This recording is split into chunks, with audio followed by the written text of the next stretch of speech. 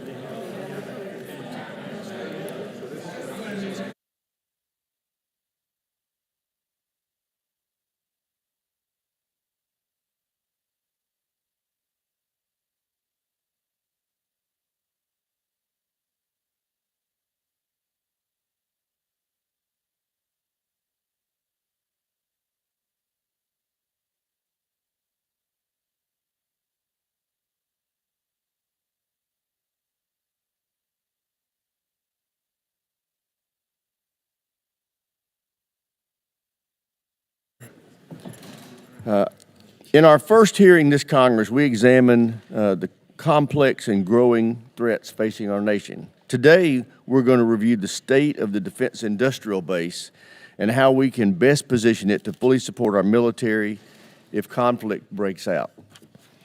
For over 200 years, we have relied on the skills of the men and women working in shipyards, factories throughout America to build the tools of warfighters that warfighters need to succeed in battle.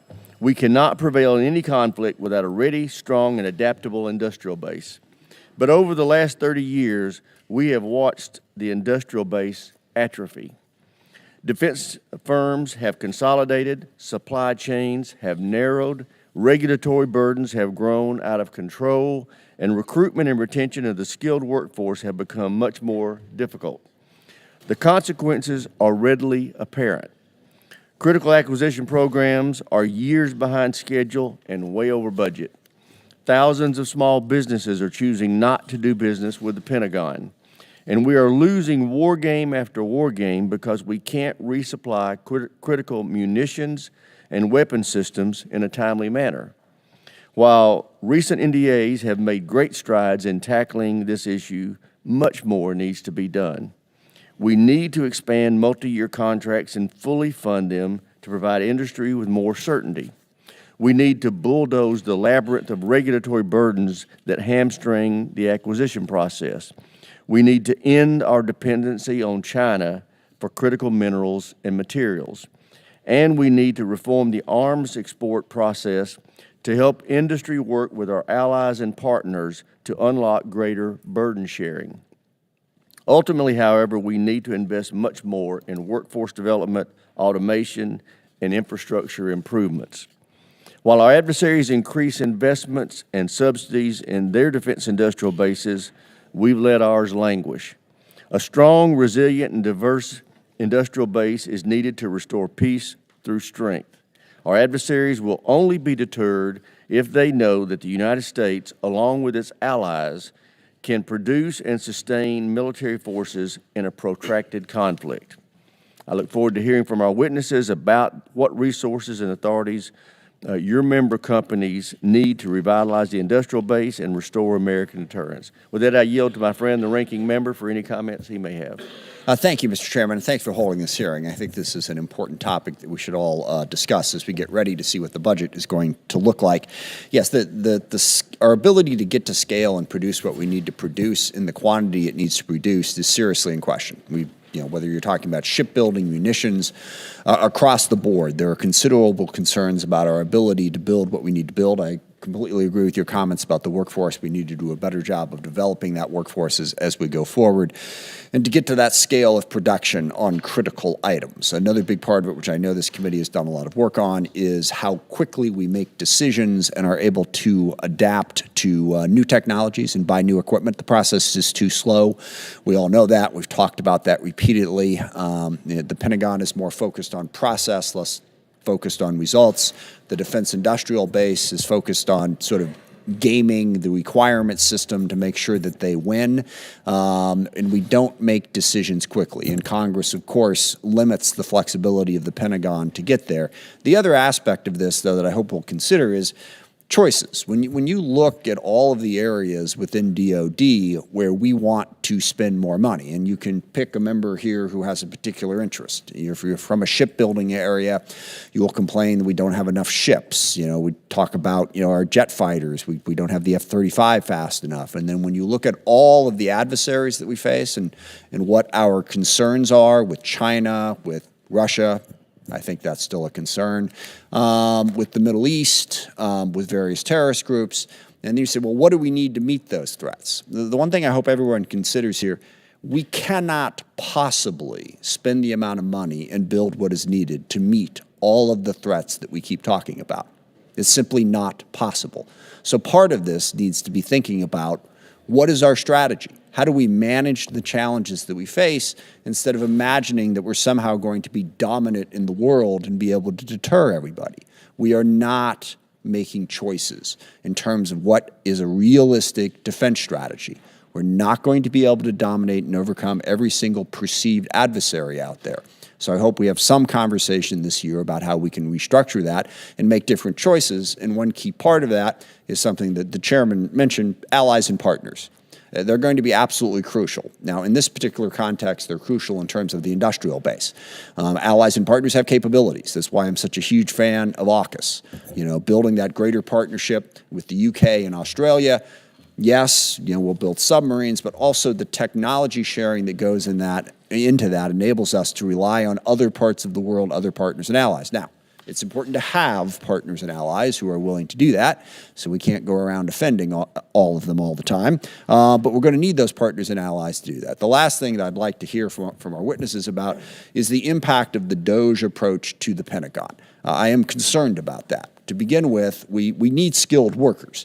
And now we are apparently going to add the Pentagon to the list of federal agencies where we're simply going to randomly fire people.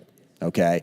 Now, we're not going in there and saying who's good at their job. We need this particular talent. We need that particular talent. At the moment, we're just saying that we're going to fire the people who have been there for less than 2 years. I mean, that's not quality control. That can enter chaos into the process in a very unhelpful way. It's also become apparent that a lot of people are going to be fired based on their loyalty to the president as opposed to their ability. And trust me, that lesson will be learned by people at the Pentagon. And they will learn, okay, I don't have to be good at my job. I just have to suck up to the boss. And they will make that choice. That's not going to make us better. It's not going to make us more efficient or more effective. And lastly, any insights anyone might have on the proposed 8% cuts. Supposedly it's going to be cut, from certain areas, I don't know where, and then added back into, quote, presidential priorities. But the clarity on that process just isn't there. I mean, nobody seems to know exactly what the point of that is, and yet we're talking about 8% of the budget that's going to be moved around. A little bit of clarity on this is what we're looking for, this is where it needs to go would help. So chaos is not going to help this process. I think we have 3 very, very highly qualified witnesses here today. Look forward to hearing from you about how we can be more efficient, more effective, and build what we need to meet our national security objectives. And with that, I yield back. Thank you. Thank the ranking member. Before we continue with the introduction of the witnesses, I want to remind those in the audience that this hearing is open to the public, but that actions to disrupt or distract will not be tolerated. The chair reserves the right to remove disruptive persons from the hearing. The U.S. Capitol Police are on hand to assist with that task, and I thank them for their presence. Let me start by introducing the Honorable Eric Fanning. He's the President and CEO of the Aerospace Industries Association, former HASS staffer. He served, which is what qualified him, by the way. He served as the 22nd Secretary of the Army and various other senior roles in his 25 years of government service. The Honorable David Norquist is the President and CEO of the National Defense Industrial Association. Mr. Norquist previously served as the 34th Deputy Secretary of Defense from 2019 to 21. And Max Paxton is the President of the Shipbuilders Council of America, a role he assumed in 2007 after a very distinguished career as a senior advisor in the Senate. With that, Mr. Fanning, we'll start with you. You're recognized for 5 minutes. Thank you, Mr. Chairman, and my time. You need to turn your microphone on. Thank you, Mr. Chairman. My time on the HASC staff was. I don't think your microphone's working. Maybe pull it closer to you, Eric. Thank you, Mr. Chairman. There we go. My time on the HASC staff was well before anybody on the committee was on the committee. Chairman Rogers, Ranking Member Smith, and members of the committee, thank you for the opportunity to testify on the importance of strengthening the United States industrial base. Every morning, more than 2 million Americans employed by the aerospace and defense industry go to work with one mission in mind: to enhance deterrence by increasing the lethality, survivability, and chance of victory for the warfighter. This is our industry's primary driver: to make our country safer, more secure, and more prosperous. To do this, the companies that make up the defense industrial base rely on clear demand signals from Congress and the executive branch, sufficient federal investment, a healthy and resilient supply chain, and a regulatory environment that promotes both innovation and adoption. The last 3 years have exposed how many years of policy and funding have shaped the contours of our industry. We invest for peace rather than the deterrence necessary to sustain that peace. We optimize for efficiency rather than capacity. This was true when I testified 2 years ago before this committee, and it remains true today. Despite an incredible amount of attention to the matter, including from this committee, and industry working against enormous economic headwinds to change this, we still have a system that increasingly can't keep pace. However we proceed, we must take an all-of-the-above approach to defense acquisition, recognizing that the defense industrial base is a diverse ecosystem of companies that each have an important role to play. We must ensure the system positions the whole industrial base, primes, new entrants, suppliers, and commercial companies of all sizes, to meet the warfighter's needs and the nation's expectations. We can start with the complex maze of well-meaning but burdensome statutes and government policies, which drive up the cost and complexities of doing business with the federal government. Bureaucracies are additive. We create a process to prevent the last bad thing from happening again, well-intentioned and important. But the cumulative effect of this risk mitigation has become a greater risk than the combined mitigation because it's keeping new equipment from getting to the warfighter. Today, it takes nearly 300 days on average to award prime contracts with estimated sales of more than $100 million. For commercial companies used to working quickly, the delays in awarding contracts and executing agreements are a strong disincentive to contracting with the DoD. And small businesses struggle to maintain the cash flow over such a long horizon. Congress should focus on right-sizing the regulatory regime to encourage new entrants and support companies of all sizes within the DIB. The removal of regulatory burdens also applies to strengthening domestic manufacturing and supply chains, as well as for allowing closer cooperation with allies and trusted partners. These global alliances are a competitive advantage for the United States, and we make it too hard for them to work with us and buy the equipment they want, ours. Increasing domestic manufacturing and supply chain resiliency, easing technology sharing requirements, and growing our defense exports are key to a U.S. posture that effectively deters our adversaries. Rationalizing the process for arms sales has the added benefit of creating additional funding streams for the DIB. In the 2024 fiscal year, total foreign arms sales exceeded all DoD procurement and RDT&E accounts combined, a necessary lifeline amid an uncertain funding environment. And federal investment must keep pace with the threats we face. While we all recognize the growing instability around the world, particularly growing threats from China, our actions have not matched our words. Insufficient funding levels, the annual reliance on short-term funding measures, and the constant specter of government shutdowns have created deep-seated and disrupting instability for companies. This, in turn, jeopardizes our ability to maintain production lines, support a skilled workforce, and develop innovative new technologies that ensure our asymmetric advantage.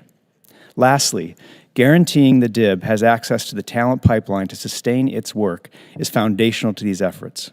Investing in STEM education, reskilling current industry employees for new technologies, and enhancing our country's training efforts, including apprenticeship programs, on-the-job training, and certification and credentialing programs, are vital to ensuring a highly skilled, dynamic future workforce.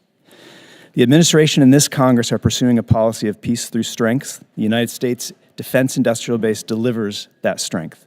The nation needs and deserves the entire defense industrial base running at full steam. On behalf of the Aerospace Industries Association, thank you again for the opportunity to testify. Thank you, Mr. Banning. Mr. Norquist, you're recognized. Thank you, Chairman Rogers, Ranking Member Smith, and I'll bring it up closer. There we go. Chairman Rogers, Ranking Member Smith, and distinguished members of the committee, thank you for the opportunity to speak with you today on strengthening America's defense industrial base, which is essential for our national security. I will limit myself to brief opening remarks. For a more detailed analysis, the National Defense Industrial Association has just completed a report on the resilience of the U.S. defense industrial base titled Vital Signs 2025. And with the Chair's permission, I submit that report for the record. For over 100 years, NDIA has provided a forum for government and industry leaders to collaborate and address complex defense issues so that our nation maintains a strong and resilient defense industrial base. NDIA and its affiliates represent over 1,700 defense companies of all sizes and sectors, and the majority are small businesses. These companies design, manufacture, and maintain the cutting-edge technologies and systems that our armed forces rely upon to defend our nation. During the last 35 years, government policy and funding decisions have resourced the U.S. defense industrial base for low-intensity conflict. Critical elements of the industrial base, including the manufacturing sector, skilled trade workforce, have atrophied. Industry behavior reflected the funding levels and the rules set by its customer, the federal government. But now the threat has changed. If we want increased capacity, speed, resilience, and innovation, then we must prioritize them in the budget, acquisition, and requirements process. At a high level, many of the issues facing the U.S. defense industrial base are well known. Sclerotic acquisition process, brittle supply chains, insufficient procurement funding, unstable budgets, increased regulation, and barriers to modernizing defense trade. The committee has been a leader in addressing these challenges. What makes change hard is that the system is so complex that changes at one level is often offset by counter-pressures at another level. For example, we must be aware of how statutes, regulations, and policies driving compliance decisions at the program manager and contracting officer level can create incentives counter to the intent of reforms from Congress or senior department leaders. One concrete example is how current policies and regulations deter industry ramping up munitions production, and I look forward to engaging with you on this topic. Likewise, new restrictions and barriers to entry are rising, including specific challenges around intellectual property and data rights, as well as the cyber security maturity model certification requirements. While well-intentioned and in many cases very important, both of these are clear areas that discourage attracting new entrants, suppress innovation, and increase compliance costs. In addition, as the Congress moves forward to reduce regulatory burdens and incentivize novel contracting approaches to attract and retain new companies, it is important to give traditional company contractors access to the same streamlined system. Otherwise, we are signaling to the non-traditionals that as they succeed, they will eventually graduate into the current, slow, burdensome, and costly system. This Congress and the new administration have inherited the political conditions conducive to breaking up and reforming an acquisition system that prioritizes reducing risk over speed and innovation. The good news, our nation has a defense sector that is innovative and dynamic. What is required is to shape the conditions that will allow it to perform in the way we want. NDI appreciates the committee's leadership and focus on this strategic topic. We look forward to working with you to rebuild our defense industrial base in order to strengthen our national security. Thank you for the opportunity to testify today, and I'm happy to answer any questions you may have. Thank you, Mr. Norquist. Mr. Paxton, you're recognized for 5 minutes. Your microphone's not on.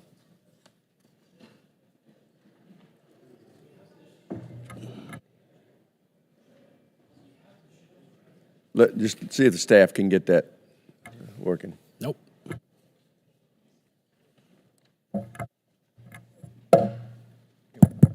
Thank you. There you On go. behalf of the Shipbuilders Council of America, I'd like to thank Chairman Rogers and Ranking Member Smith and members of the committee for the opportunity to provide testimony on strengthening the U.S. defense industrial base.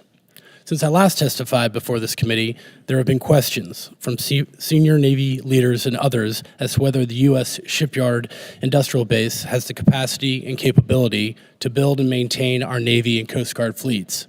I want to state very clearly that the physical capacity of our shipyards is not a constraint to building and maintaining the fleet.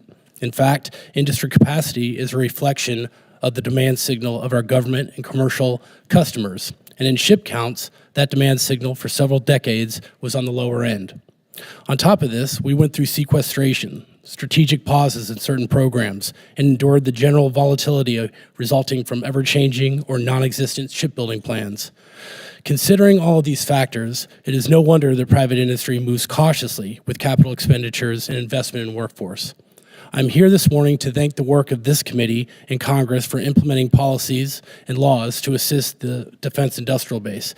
But certainly more will need to be done to truly achieve the innovation and efficiencies needed to deliver, with speed, critical defense programs to our men and women in uniform. In particular, to strengthen the shipyard industrial base, we must be committed to maximizing optimization of existing private industry shipyard capacity, relentlessly seeking to reduce excessive oversight and requirements, and end the sole focus on competition at the expense of partnership. It is undeniable that there has been a reduction in fleet size since the end of the Cold War. The government customer has gotten more bureaucratic and risk-averse. Navy got out of shipbuilding role in 1971 when they determined private industry was producing ships 20% cheaper. Over time, Navy's oversight and bureaucratic reach stymied innovation and has slowed the industry rather than sped it up.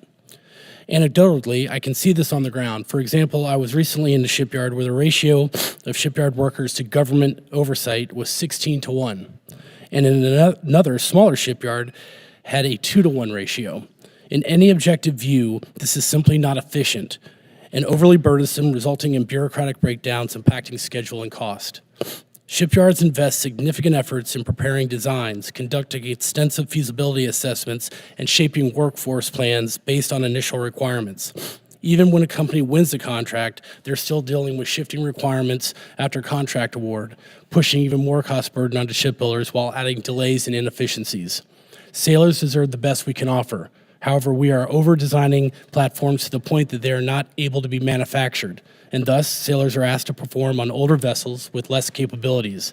There must be some level of mission sufficient when it comes to design. Additionally, Navy ship repair has been scrutinized in the headlines, with some going as far as to suggest that we should outsource our critical maintenance availabilities to international counterparts. Outsourcing would only exacerbate the decreasing workloads in the domestic private ship repair market. Instead, we need to address the fundamental issues impacting ship repair, including increased complexity of work, available materials, and how to facilitate a reduced regulatory structure. Lastly, I'd note the current prospect that we are facing a year-long continuing resolution is agonizing to industry. It is paramount that Congress does its part and returns to passing regular appropriation bills on time before the end of each fiscal year. SEA would encourage the Congress to continue to support stable, realistic, and predictable budgets for the U.S. Navy and Coast Guard, and we appreciate the work of this committee has done to see these goals realized. Ultimately, we need to change the behavior as we're currently in an adversarial environment in contracting and design, which is a lose-lose for industry and Navy. We must return to a partnering model where the government, customer, and industry focus on continuous process improvement and joint ownership of problem resolution.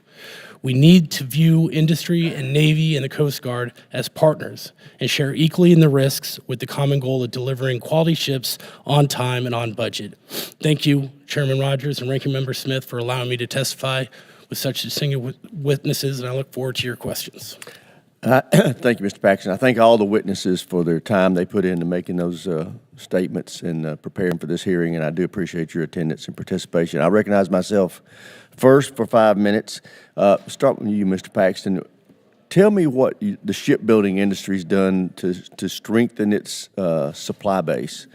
I understand I'm hearing all kind of horror stories about supply chain problems that have really been exacerbated since the COVID pandemic, but tell me what you're doing to make sure that your supply chain is not a problem.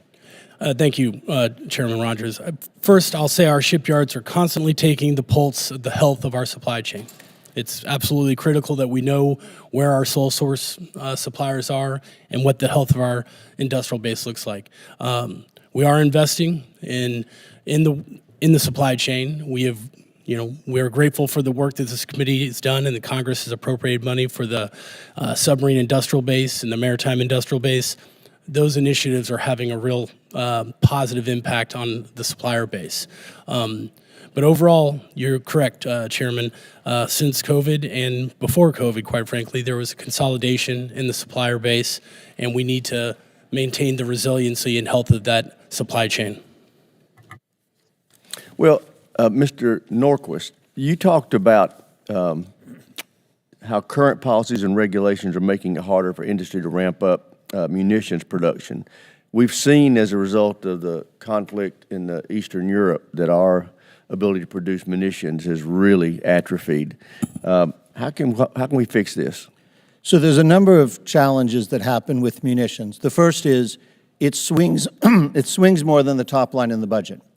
When the budget gets tight, often the department will ask for amounts only necessary to keep a facility open and running. And so you see this unstable demand signal that happens on the munitions. So that's one of the challenges. I think also, if you look at certainly the unclassified war games, but this committee may have access to classified ones, to ask the question whether the floor that we're building to in peacetime is in fact the appropriate inventory of munitions we should have versus the requirement. There's an assumption that once the war starts, all of a sudden things will be available that weren't before. I think there's a risk to that, certainly when the other team can attack. There's also rules about when you have a profile for munition that shows a drop-off at the end. It discourages someone from opening a second production line because by the time you bring in trained workers, by the time you get it up and running, you'll turn around and have the production drop. And so trying to rationalize the quantities you're buying with what you want the company to do in terms of factories.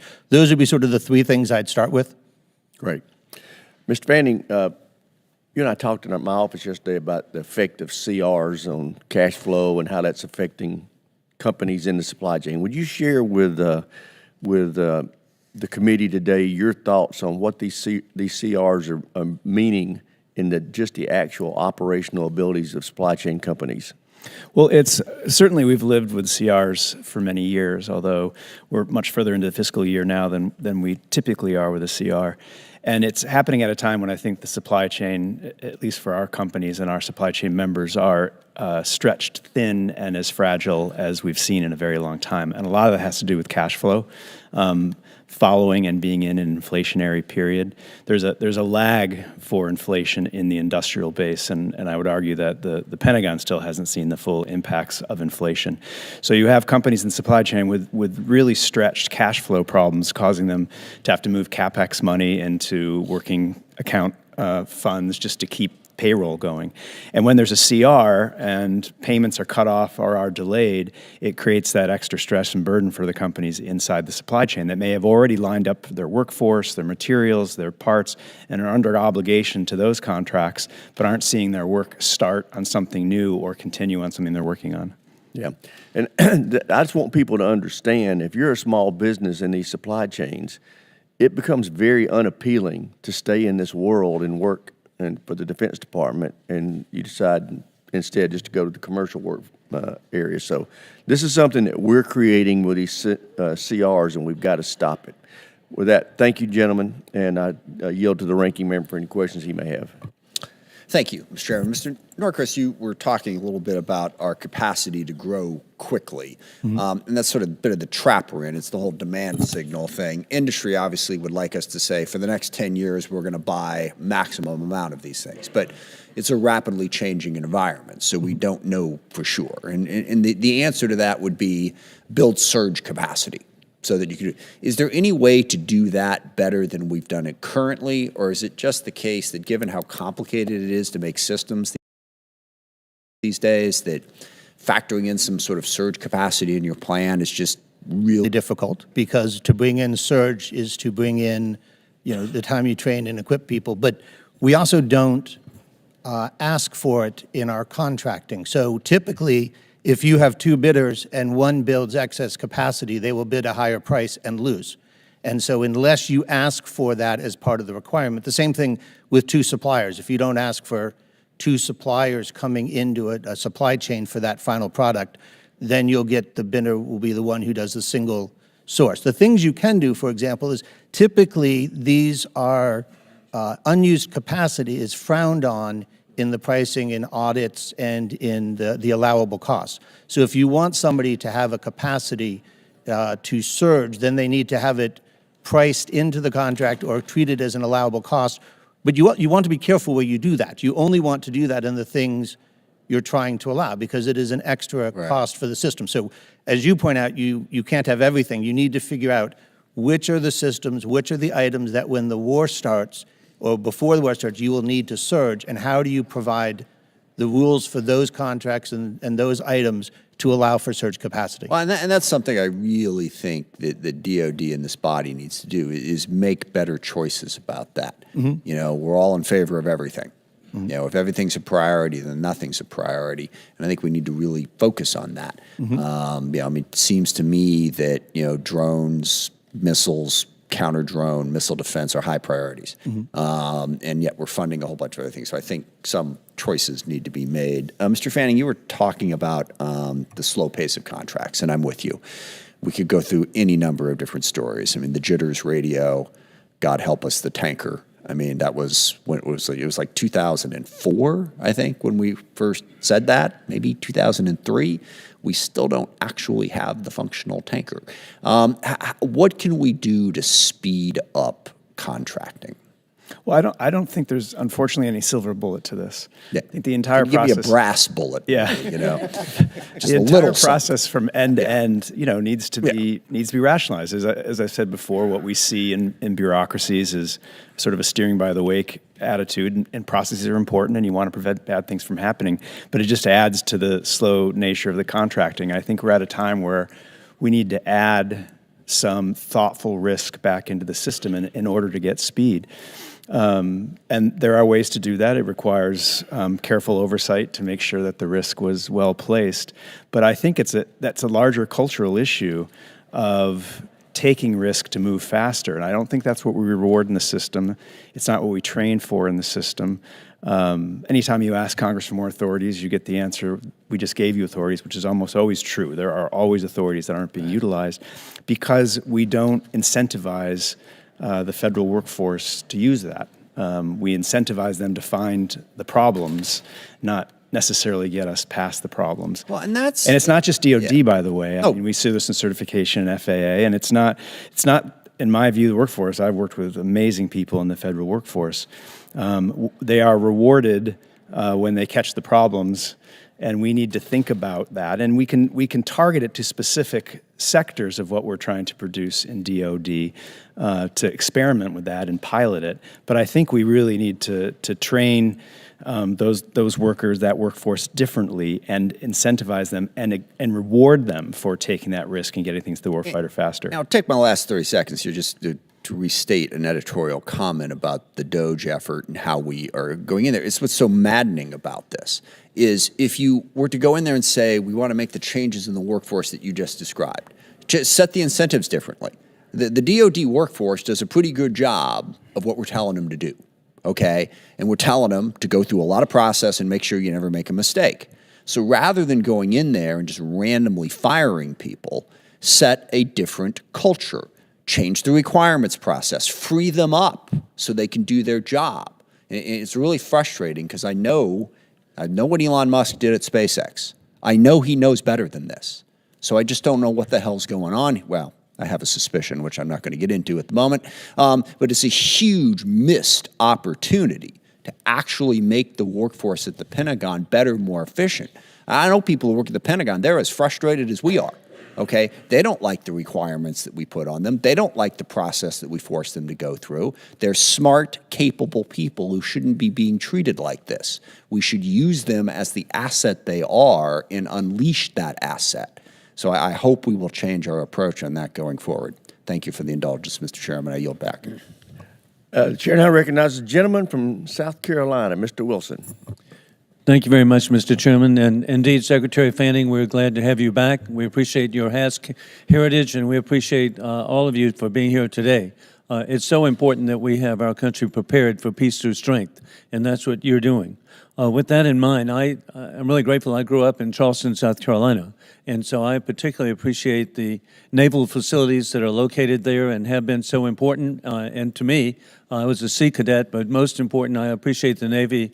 My number 2 son, Ad, is an orthopedic surgeon, Beaufort Naval Hospital, previously Naples, Italy. So it's just, the Navy is just so important. With that in mind, Mr. Paxton, you've mentioned that in your written testimony, the Navy's addition of last-minute specification changes to parent designs, along with the unilateral design changes that the contract is awarded, is creating difficulty for shipbuilders to meet the government's requirements without massive cost overruns.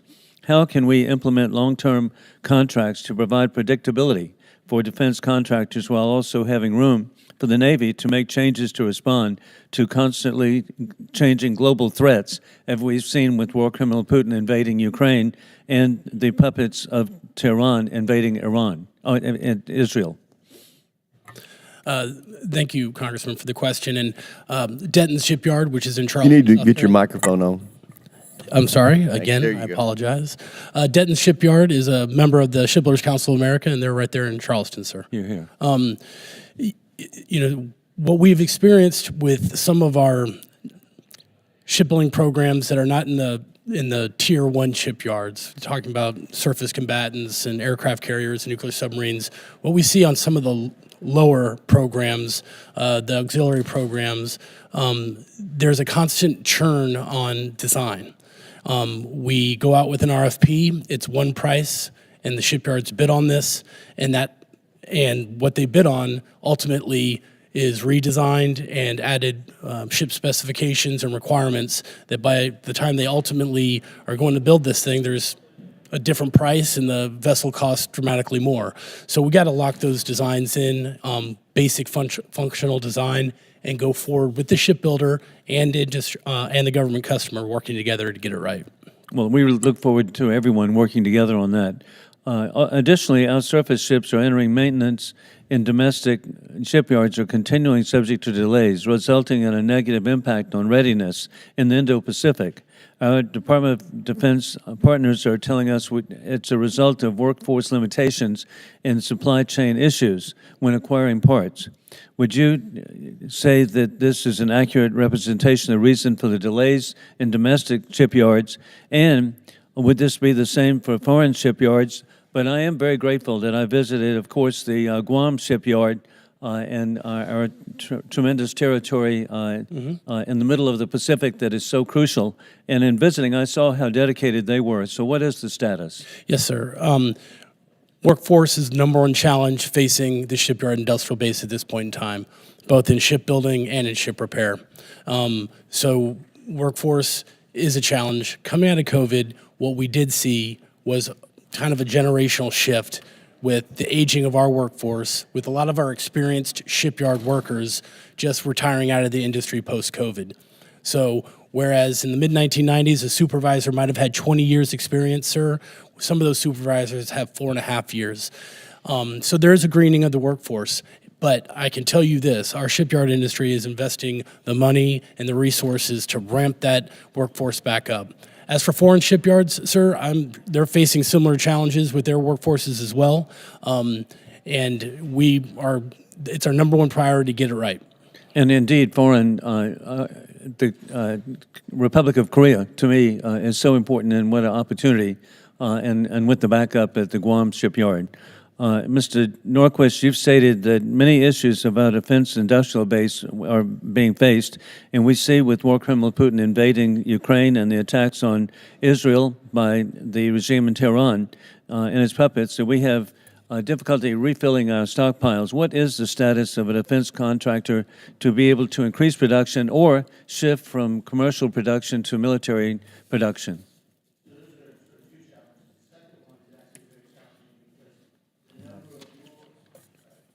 Apologize. So you have two challenges there. The second one you mentioned is commercial moving towards working for the Department of Defense. There, the challenge is the number of unusual requirements that DoD puts on a company as you enter this, which really requires them to go all in order to be able to make it work.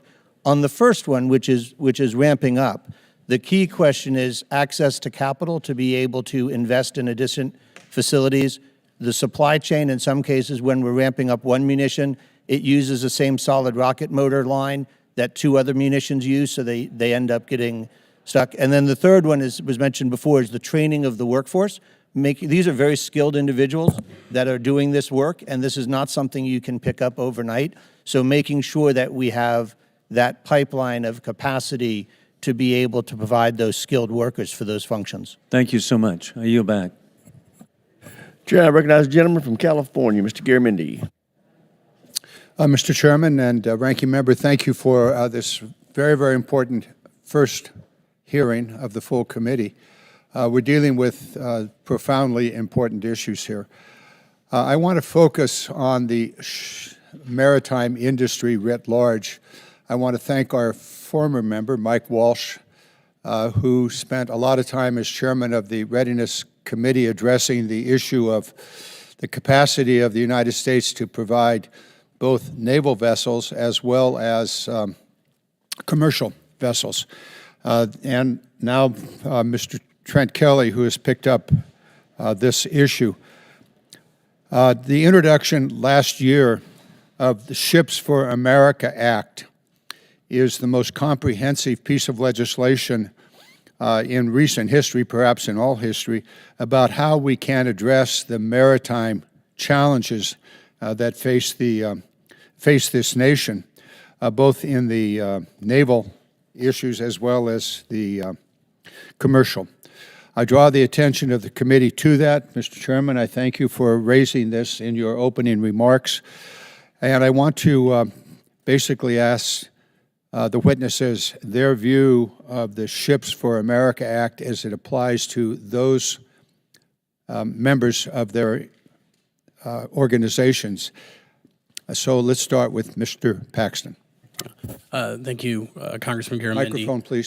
Thank you, Congressman Garamendi. And first of all, thank you for your leadership, sir, on the Energizing America Shipbuilding Act, which is part of the SHIPS Act. And thank you for your sponsorship of the SHIPS Act. Not since the 1970 Merchant Marine Act have we seen a peacetime buildup that the SHIPS Act would portend if we were to pass that legislation. Having a national maritime strategy is a failure. We should have a national maritime strategy that stitches together the commercial industrial base with our Navy, with our Coast Guard, with our Merchant Marine, and the SHIPS Act does all of those things. And again, it really begs the question of, do we want to be in international commerce? Do we want to have a global logistics arm with our U.S.-built, U.S.-flagged, U.S.-crewed ships? And I think the answer is yes. Thank you. So I think one of the important things about the SHIP Act is it creates a framework for significantly enhancing the domestic shipbuilding and the repair. And one of the important things is, as we look at these challenges, many of them are industry specific. The type of changes you would make to increase and work through the shipyard industry might be very different than some of the others. So I think when you have such a complicated process, putting that focus there is particularly valuable. And I think the benefits for the maritime workforce, which is an essential part of the success of that industry, is key. Thank you. Mr. Thank you. I don't have a whole lot to add there other than maybe I can just foot stomp on the workforce issue. It's a highly skilled issue in the shipyards. The conditions are a lot harder than other parts of aerospace and defense industry, and I think we have to address the labor rates that are allowable, particularly in shipyards. Thank you. This piece of legislation is bicameral. Mark Kelly and Todd Young on the Senate side are the authors of it. We intend to reintroduce the bill following the chaos of March. And so we'll pick it up probably in April and reintroduce. Between now and then, any issues, concerns, suggestions that any of your members would want to make to improve or modify the bill, please let us know. I want to pick up another subject which came up, and it's the subject of investment. It's become increasingly clear that free cash flow from the major military industrial companies is not being used for training workers. Instead, it's being used to buy back stock. I think this is a major issue that we should pay attention to. And I would ask all three of you to identify the three largest organizations in three largest companies in your organization and provide to me and the committee if those companies are using free cash flow within their company to buy back stocks or investing in the training of workers. With that, I yield back. Gentleman yields back. Chair now recognizes a gentleman from Virginia, Mr. Whitman. Thank you, Mr. Chairman. I'd like to thank our witnesses for joining us today. We know how important our shipbuilding capacity is, both the industrial base and the repair sector. That's going to be the key for us going forward. We know that we have a advantage in the undersea world. We know that that advantage comes from our Virginia-class submarines and also pending construction of the Columbia-class submarine. Unfortunately, last year we saw a president's budget that came over wanting to build one submarine, so we're retiring submarines at a faster rate than we're building them. Listen, folks, I'm not a mathematician, but I find it hard to figure out how we do addition by subtraction. When you're proposing to retire more ships than you're building, that's not a good path. We know that China has 232 times the shipbuilding capacity that the United States does, and they are using it today. The one place we do have that advantage is in the undersea world.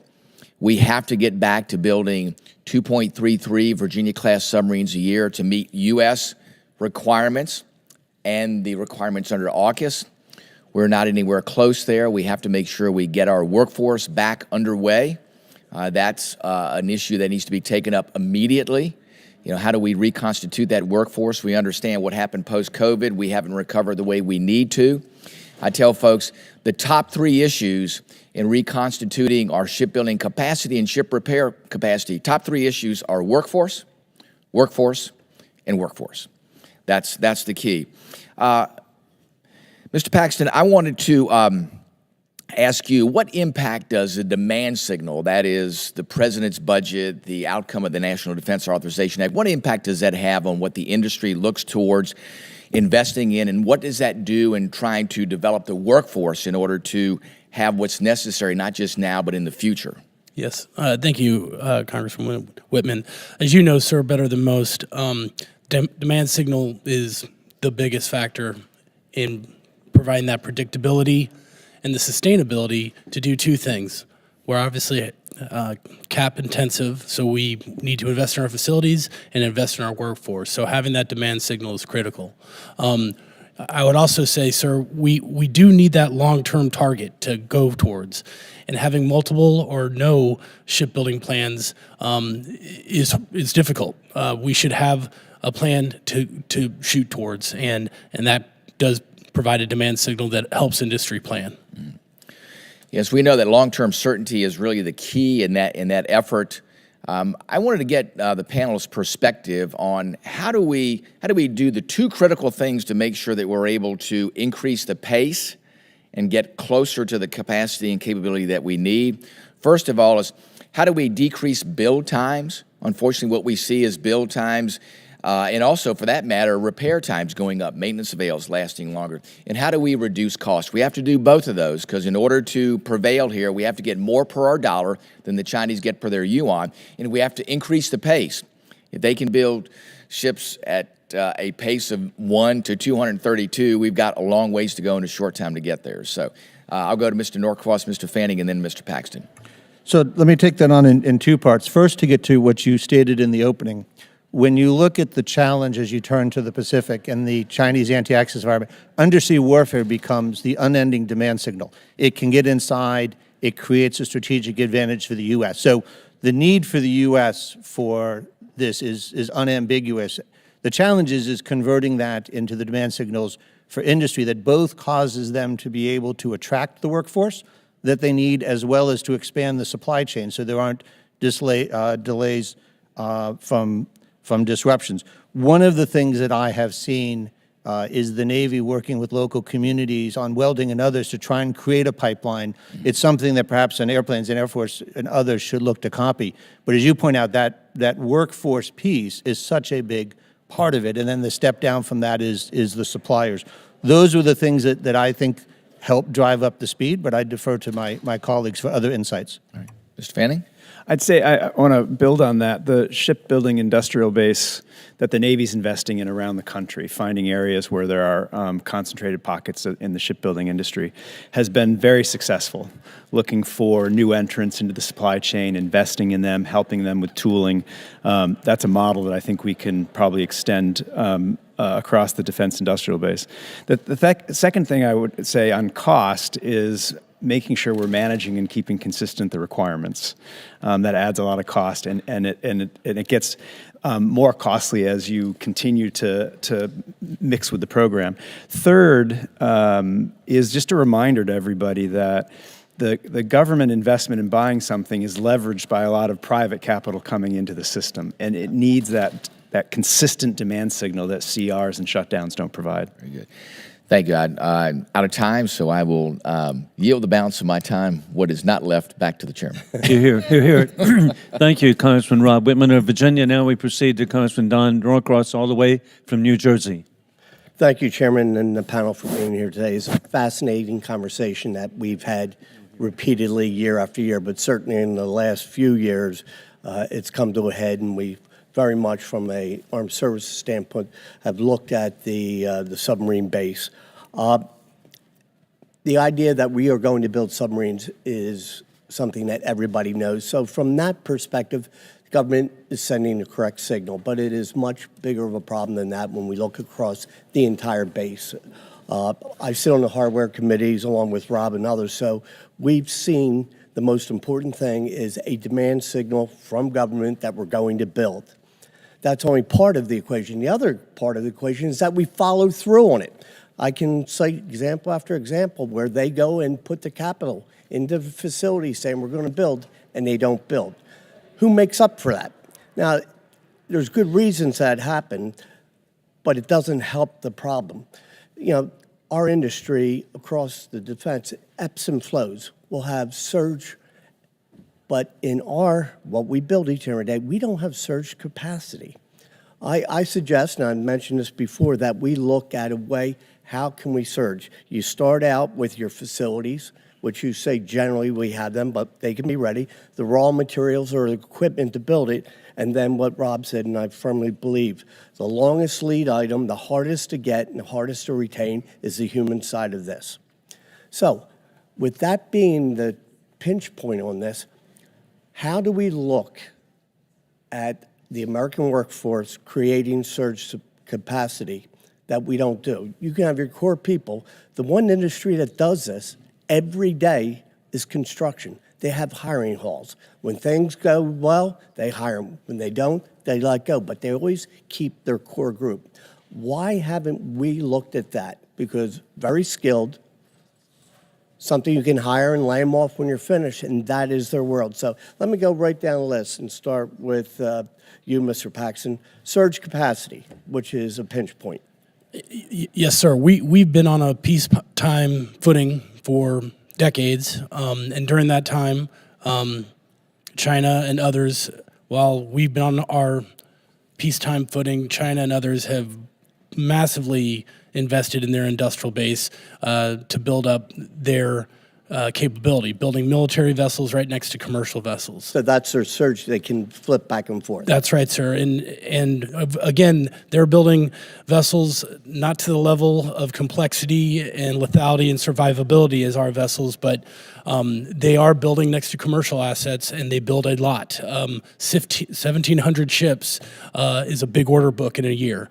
So that's the difference in China. And here in surge capacity, you know, I think of a Philly shipyard, which is up your way. That shipyard was down to 60 employees. Mm-hmm. They got a contract to build a series of national multi-mission vessels, 5 of them, and they ramped up to close to 2,000 employees, and they got other work, and they're going to get more work.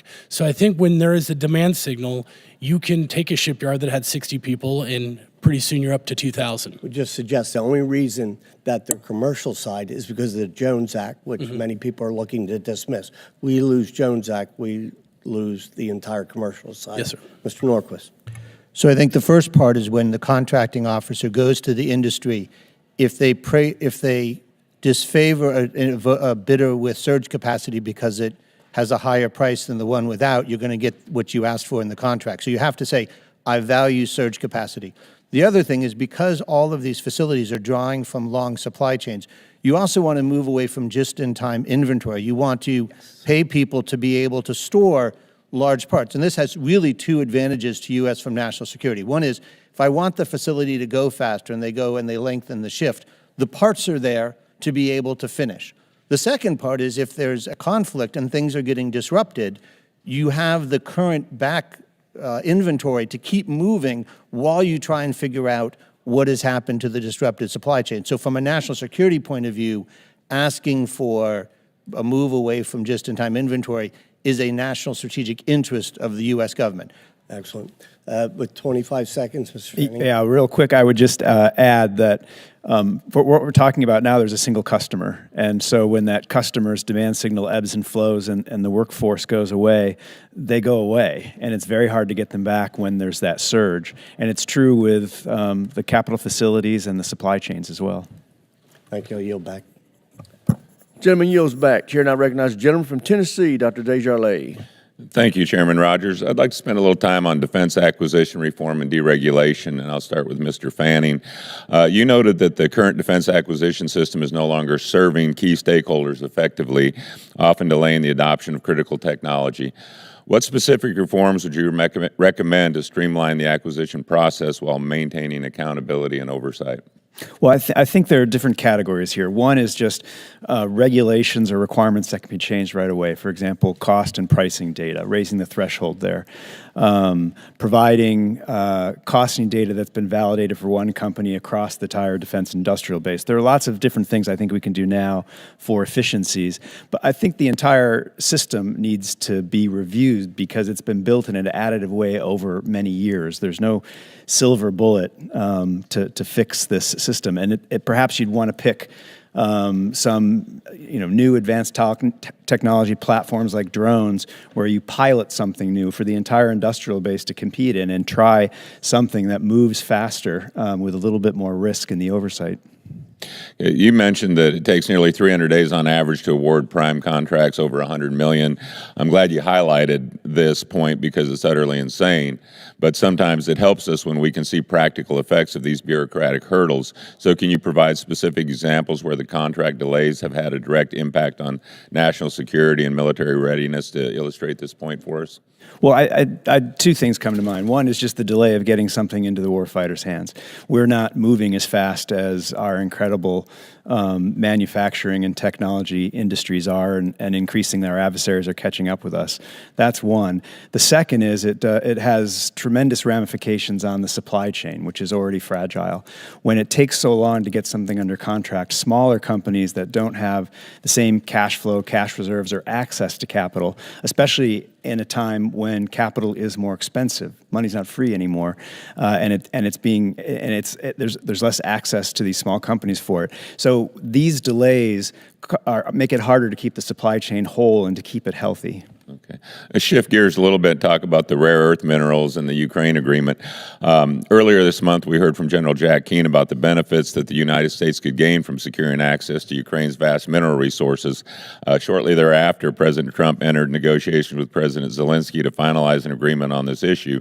Given Ukraine's significant reserves of critical minerals such as titanium, lithium, and rare earth elements, how could such an agreement bolster the U.S. defense industry and mitigate some of these supply chain vulnerabilities?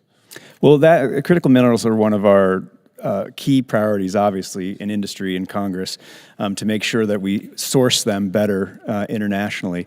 We just should be realistic also that they are expensive to mine and very difficult to process. And so it's going to take an investment to get that started so that we can source them in a smarter way for the United States.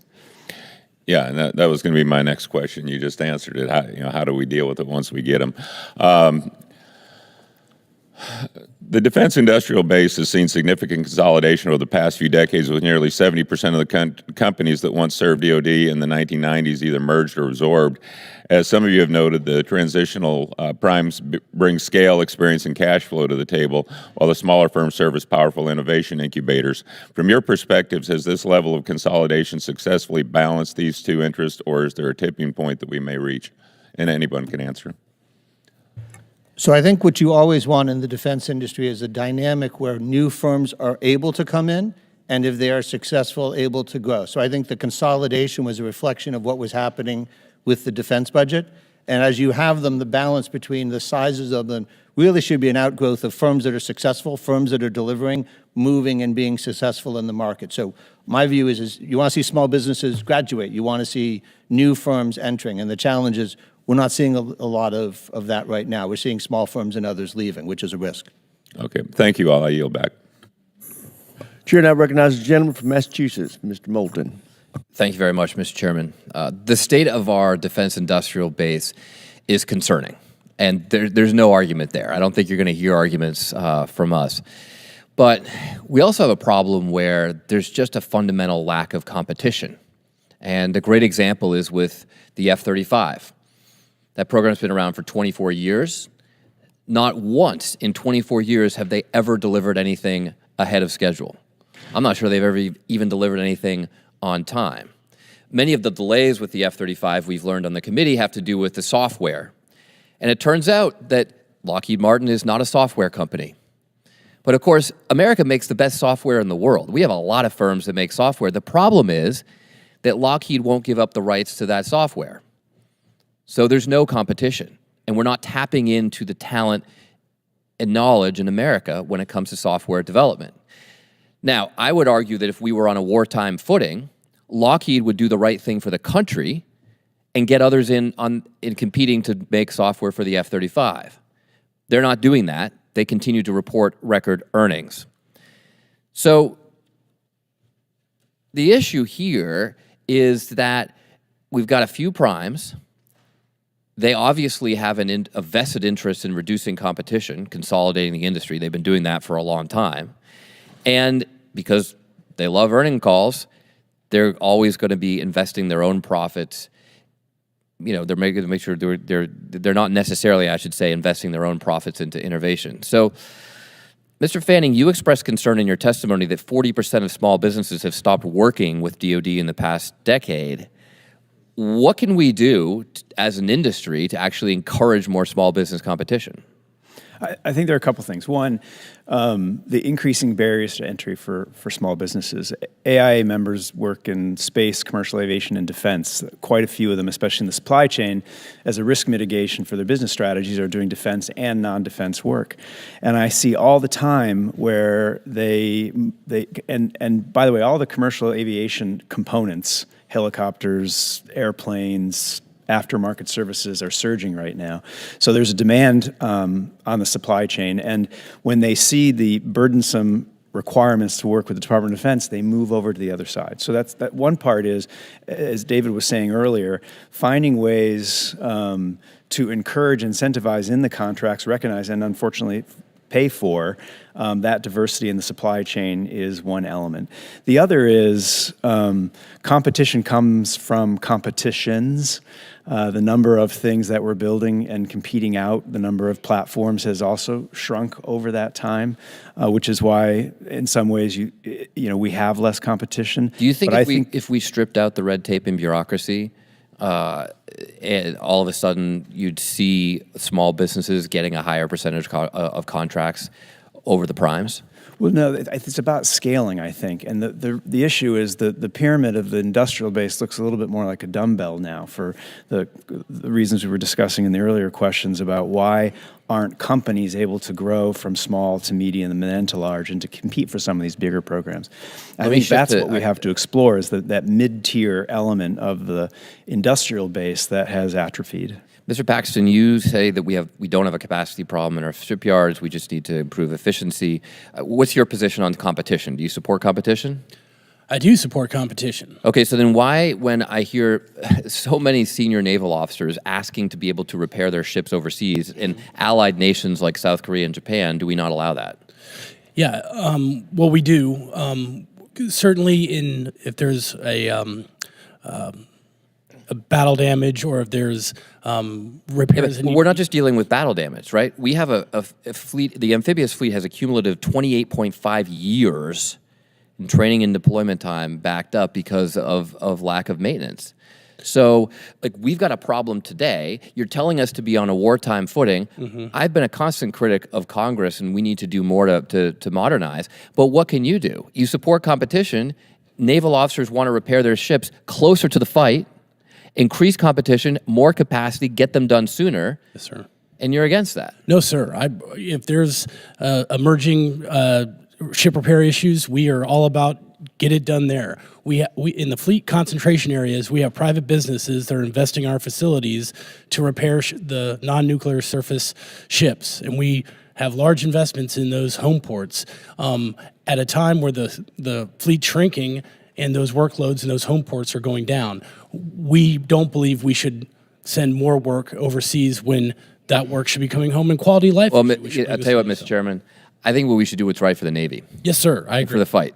I agree. So thank you for that. Yield back. I thank the gentleman. Chair now recognizes the gentleman from Indiana, Mr. Mesmer, for 5 minutes. Thank you, Mr. Chairman. Mr. Fanning, Spectrum is a valuable, finite resource, and there's those in Congress who want to require the DoD to vacate its Spectrum allocations, which I believe would weaken the DoD's ability to protect the homeland and cause other operational harms. It would cost taxpayers billions of dollars to do that. The Defense Industrial Base is a critical partner in that spectrum if the DoD was to require to vacate the spectrum, such as the lower 3 band or the 7/8 band, what would the cost and effect of that relocation have on our national security platforms? What would the cost be to the taxpayer, and what kind of time would that take to reallocate those to other locations? Thanks for that question. Spectrum is a longstanding, very important issue, and we all benefit by having more entities like telecoms in the spectrum. We benefit in many ways, but when it impacts the Department of Defense, we have to be extra cautious about it. We didn't imagine when we were allocating spectrum and then building for it in the Department of Defense that there'd be so much demand for it at this point, and that other things would be adjacent so close to the parts of spectrum that DoD has. So we didn't test or build or understand at the time what interference might mean. And so we need to understand that very carefully if we're thinking about adding new things to the spectrum, especially if it butts up against the Department of Defense.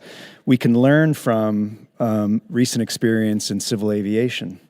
And because our members went through that as well, and hopefully won't repeat those mistakes. One is get the sides talking. Commercial aviation and telecoms are now collaborating very closely, and mostly that's because we get the engineers in a room together who understand this stuff, and we get the engineers of the new spectrum owners and the manufacturers. So it wasn't just the airlines. We had to get the manufacturers in there to figure out the interference. That cost the airlines, the manufacturers, and ultimately the flying public a lot of money. We had to retrofit 15,000 aircraft when we did that. So there will be a tremendous expense, even more so with the Department of Defense, and that will be a taxpayer expense that we need to take into account and should come out of any auction proceeds that come from selling that spectrum. So I would caution that we do this very carefully. Smart people come up with smart solutions. But just like civil aviation, the risk tolerance for the Department of Defense is higher than any other industry that's going to be in spectrum. I would imagine that the other allocations we've done, we would call that the low-hanging fruit, and the cost would be billions to relocate those spectrums now. Mr. Norquist, pivoting slightly, if the DoD was asked to share spectrum, what are the considerations that the Defense Industrial Base would have to do to do that? So I think when it comes to the Defense Industrial Base and with the DoD looking at spectrum, each of these are very fact-specific, and part of the challenge when you're looking at from the outside is how many of them deal with either classified programs or aspects that are classified. So I think you'd have to look first at the cost, which systems are affected, how much would you have to retrofit. You have to look at the mission impact. Does it even function well if it's moved to a different spectrum, if the controls are put upon it? So I think I would urge somebody to approach this with caution, to make sure they fully understood from both an unclassified and a classified side, both the mission impact and the cost and the timeline that's involved if you're trying to convert legacy systems over to a new technology. Okay. Either one of you could answer this. What kind of systems are supported in the lower 3 and the 7-8 bands?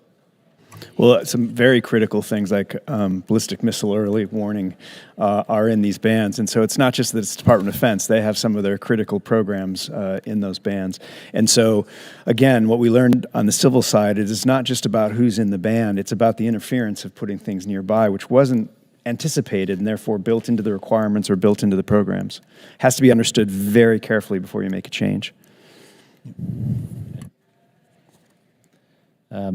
Mr. Chairman, I'll yield back my time. Thank you, gentlemen.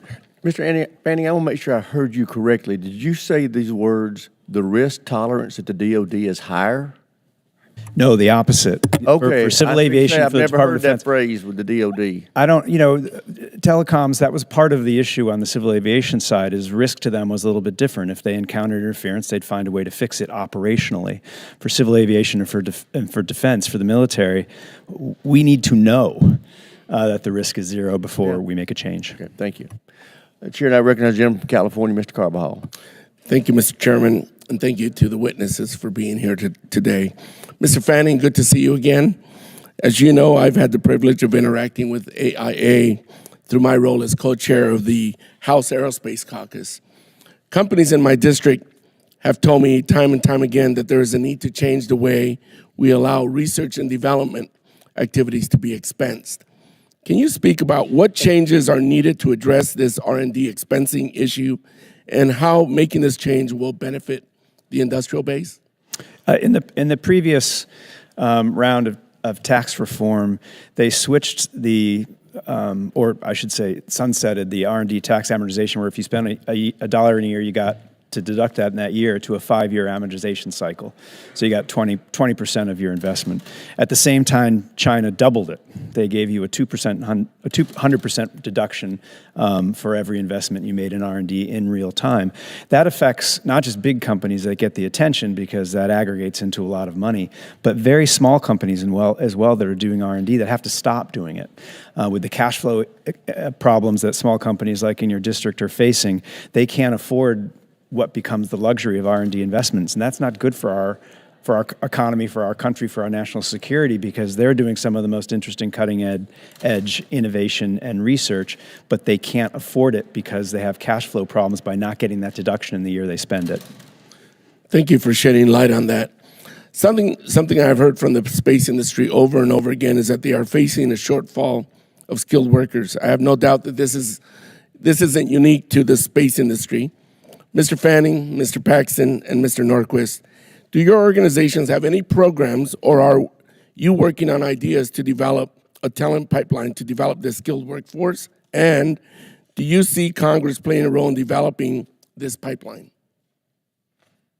Our companies are doing a number of things. They've recognized they've got to step in, work with local community colleges, local high schools, even earlier than that, for example. But there is certainly a role for Congress and the government in terms of STEM education and vocational education in our public education system. We're not producing the same numbers of people in those two categories as we did when I went to school. And so we're just not feeding into the system students ready to go into what is a highly skilled industry that pays well. So I think that there are things on both sides we should be doing. We have a number of proposals for things that we'd like to see from government. And this has to start early. AI runs the world's largest student rocketry challenge, which is middle schoolers and high schoolers, over 1,000 teams competing this year alone, just to keep that STEM pipeline pumped. Because what we find is if you don't keep kids engaged in STEM education, they'll go into something else. And so you've got to keep them from elementary school to middle school to high school to college. But what we see is just the numbers keep dropping. It's 1 in 6 high school graduates is prepared to study STEM in college, and fewer than 50% who start actually finish and get a STEM degree. Thank you, Mr. Norquist. So two things. First of all, as an association, we do scholarships for students wanting to study STEM to be able to promote that, and if they're coming into the defense. When we survey our membership, though, what we see is on STEM skills, about 20% say they don't have enough. On trade skills, it's closer to 30%, and then you see a similar 30% when you look at cleared. And each one of those, they highlight the difficulty and the challenge in recruiting. So this workforce challenge has been mentioned before, is extensive, and it pervades the point. I just also want to jump back. The majority of our members are small businesses, and that R&D tax credit is very important to them. So I know you had brought that up earlier, but the effect on small businesses is significant as well. Thank you, Mr. Paxton. Yeah, thank you for the question, sir. The Shipbuilders Council of America is a facilitator for the talent pipeline programs that we have around the nation. We have a program in Danville, Virginia, not SCA, it's funded by the Navy, but where we, teach world-class welding and pipe fitting and machine work and electricity work. And so we're doing it. We're investing in the next generation workforce. Thank you. I have limited time, Mr. Fanning. I'm going to submit this question. If you could answer it later on, I would really appreciate it. With that, Mr. Chairman, I'm out of time. I'll yield back. I thank the gentleman from California. Chair, and I recognize the gentleman from Virginia, Mr. McGuire, for 5 minutes. Thank you, Mr. Chairman, members of the committee.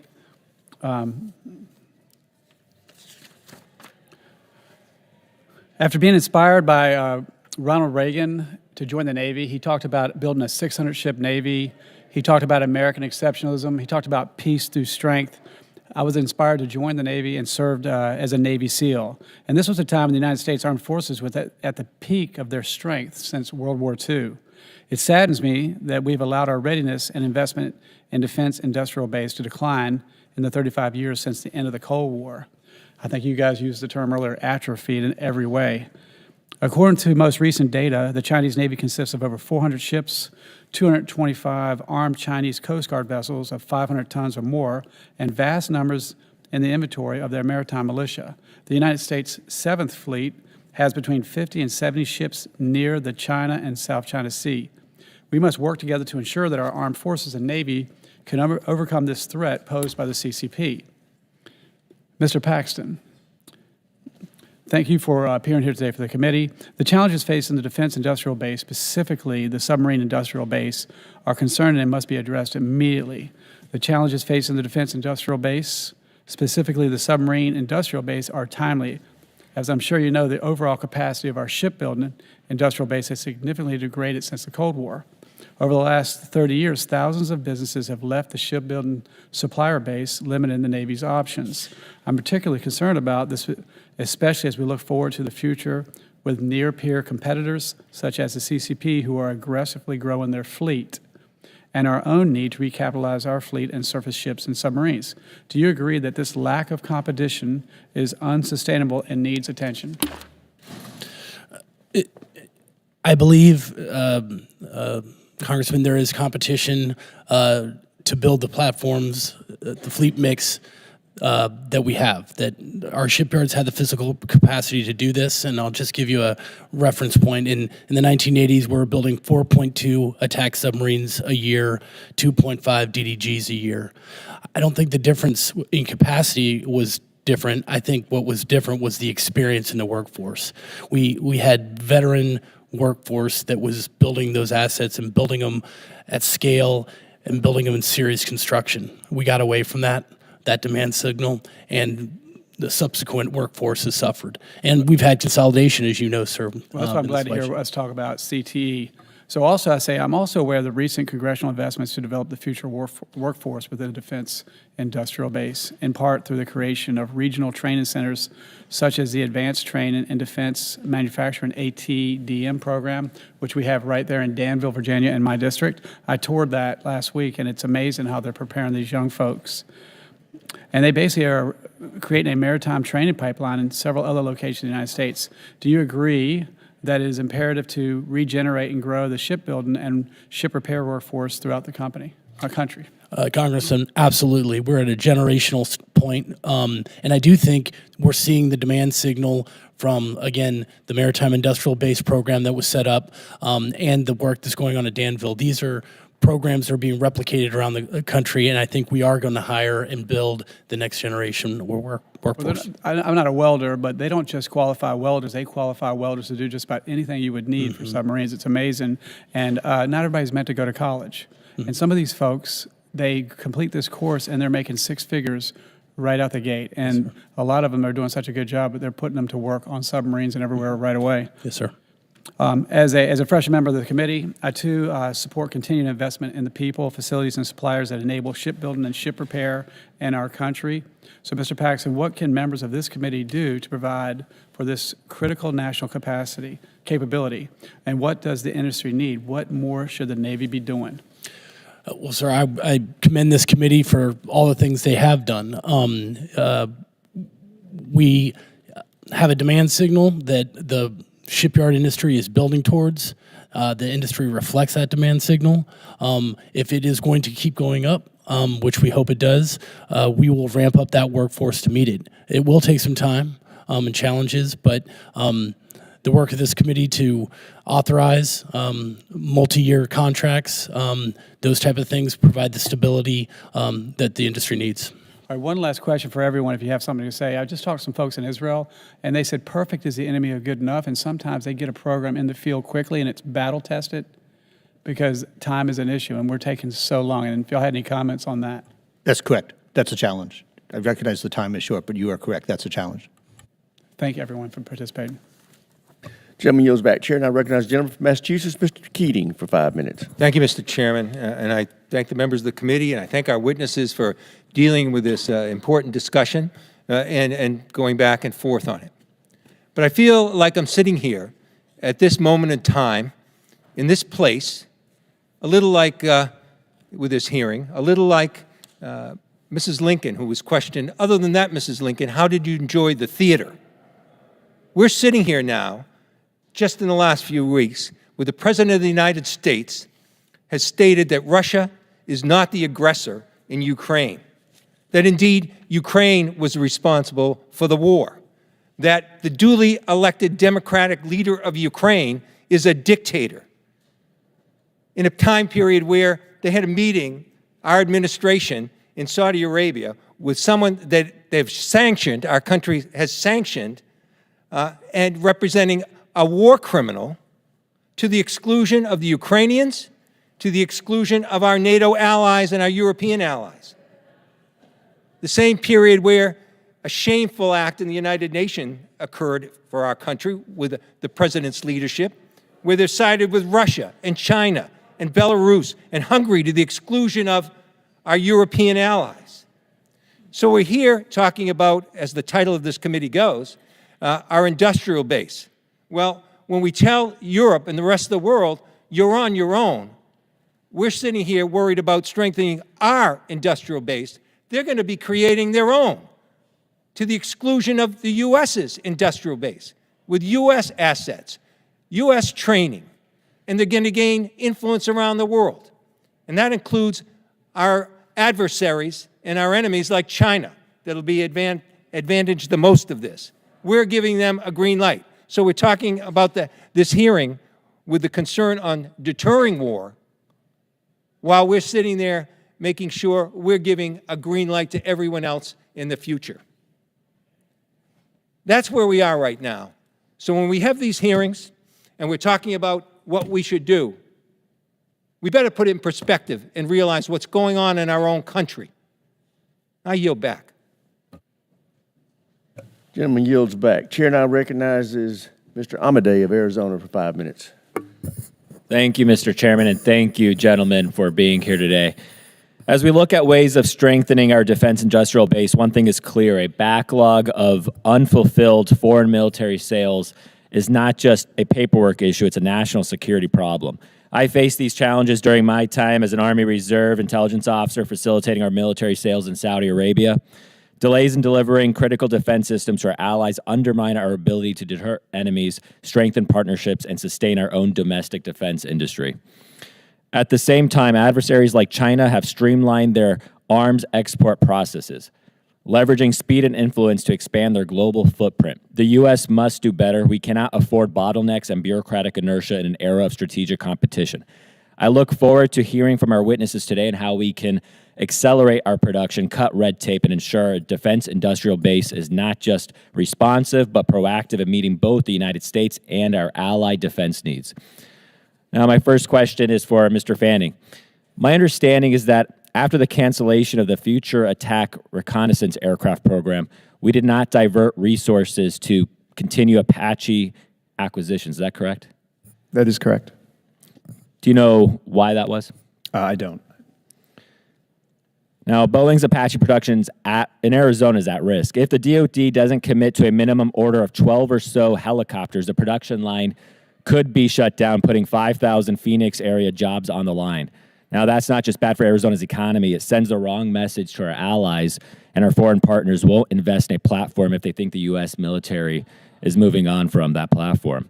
Now, how do we ensure our domestic acquisition policies stay consistent, both with our long-term defense plans and the needs of our allies who rely on these systems?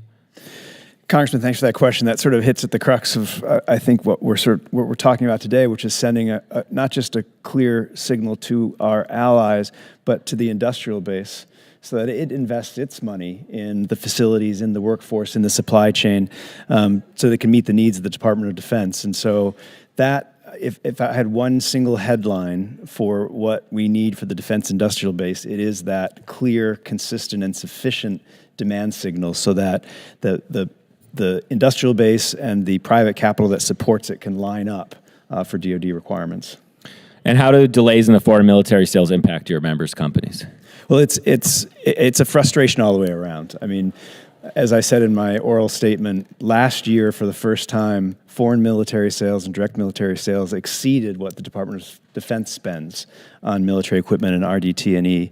That's American jobs. That brings down the price for the Department of Defense. That's interoperability. That binds our allies closer with us over a longer period of time. We want to make sure that the wrong people aren't getting our stuff. And the administration decides that. But if the answer is yes, we want to get there quickly. Our allies want to buy our kit, our stuff, and we make it as hard as can be for them to do that. If the answer is no, we should get there quickly as well.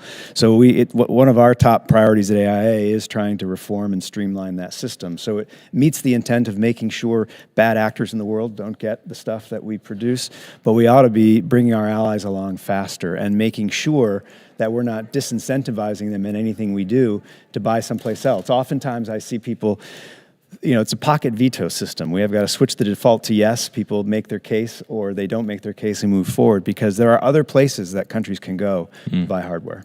Mr. Norquist, do you have anything to add? Oh, yes, sir. A couple of things. First of all, in our membership surveys, 55% said foreign military sales and domestic commercial sales were either very or extremely important to the company, creates jobs in the U.S., but it also empowers our allies to defend themselves. You asked for recommendations on change. I'll give you three. First of all, Defense and State had looked at FMS reforms, but they haven't finalized or been executing on that. So getting them to finalize those FMS reforms and then begin to execute them would be essential, and then reporting back.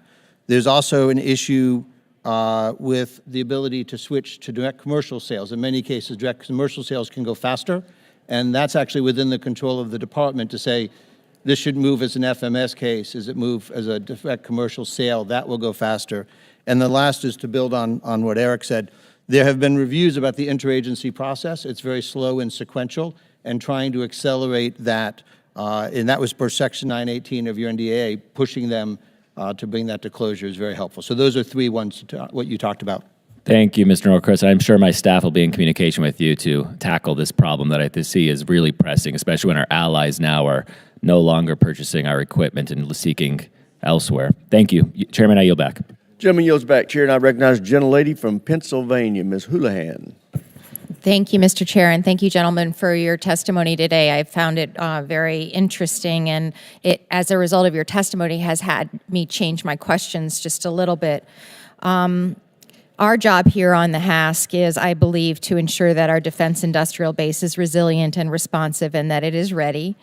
Interestingly enough, just yesterday, the House passed a $100 billion increase in defense spending in the DoD, and also concurrently and curiously, Secretary Hegseth has asked for an 8% annual decrease, and these things are schizophrenic and confusing in my mind, and we can kind of put that to the side. But the bottom line is we have a responsibility to the taxpayers and to our constituents to be responsible for their resources and for their money, and to understand how to be optimize as much as possible our expenses for workforce, for production lines, for the industrial base as well.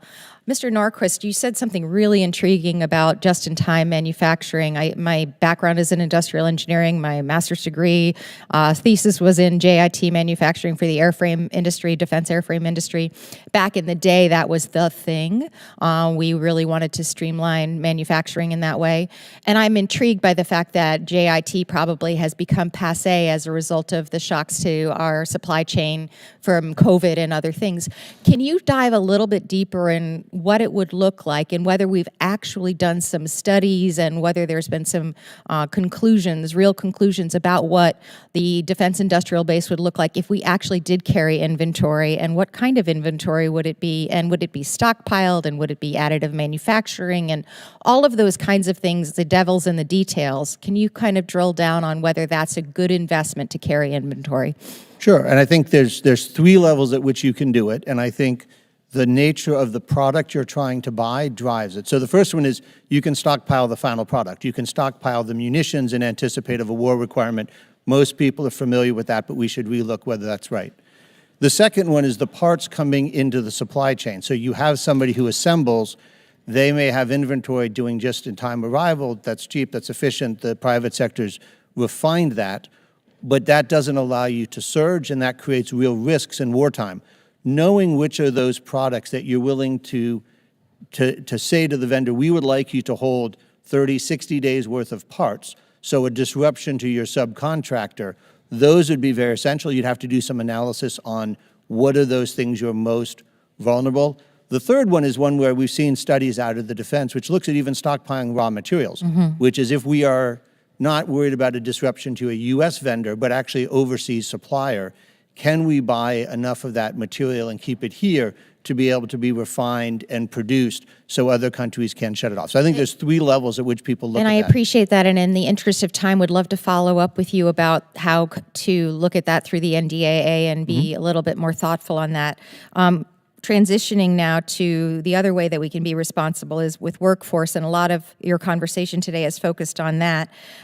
We have seen through the DOGE a haphazard, in my opinion, laying off of people who are provisional employees. That to me, smacks of getting rid of our youngest and newest people in many cases. We also had a long conversation with you all about STEM professionals and STEM education. I myself, as I mentioned, am an engineer, and we have 51% of our workforce presumably who are women, and yet we're in the process of devaluing, making sure we emphasize the fact that women can be STEM professionals as well, particularly in the defense industry. You as the defense industry and the defense industrial base, if you could each comment a little bit on what you feel is happening now that we are saying effectively that 51% of our workforce doesn't need to be paid attention to. Well, I think it's imperative, and our companies feel that way. They should be recruiting from the broadest population of that the United States has to offer. And in some ways, if your workforce doesn't reflect the United States, it may be that you're not recruiting in a smart and comprehensive way. So that's important to us. Workforce is the #1 strategic risk, concern, priority of our industry. Could I ask of industry that you put some pressure on those of us who are sitting across here to tell us that this is indeed important? Mr. Norquist and Mr. Paxton, with the 17 seconds I have left, I would love to hear if you have any input in that area. Just we need to be strategic in how we do this, and we value all our workers. Thank you. Yes, you need to pull from the entire population, the workforce, to be able to take advantage of the skill sets and the technologies. And so, as Eric pointed out, you got to make sure you're recruiting from everywhere so you can bring the best and the brightest. Thank you. I appreciate it, and I yield back. Chair now recognizes a gentleman from the strategically important territory of Guam, Mr. Moylan, for 5 minutes. Thank you, Mr. Chairman. Now, Guam remains a vital strategic asset in the Indo-Pacific as we look to safeguard the defense of our nation. Its location makes it a critical logistical hub for the movement of personnel and supplies crucial to maintaining our presence in the region. And as a nation, we face challenges in the defense industry base, especially regarding shipyards and shipbuilding. The ship repair facility in Guam was closed in 1997 as part of the base realignment and closure process. The facility was shut down with the equipment remaining in place, and it's still there today. Now, with the growing threats and tensions in the Indo-Pacific, we must prioritize improving our readiness capabilities. This includes ensuring that we have the infrastructure to support our Navy ships and submarines, which serve as the backbone for deterrence and protection in the Indo-Pacific region. Now, as we prepare for potential future conflicts, it's vital that we make full use of every available resource, including boosting maintenance and repair capabilities. We cannot ignore Guam's potential to provide an expanded capability and support needed to keep our military assets ready and operational in this critical region. So my question for Mr. Paxton. As I stated earlier, the ship repair facility in Apra Harbor, Guam, was closed in 1997. The facility is still owned by the Navy and is available for leasing to a shipyard company, offering potentials for ship repair and maintenance services. Could you provide an insight into the advantages of restoring the Guam shipyard as a domestic repair facility? Congressman, I think to the extent that we can have strategic capacity and we can have it available to us, we should absolutely be looking at that and finding ways to utilize it the best way possible. Is time an issue? Do we have serious time constraints in our hands with our Indo-Pacific region?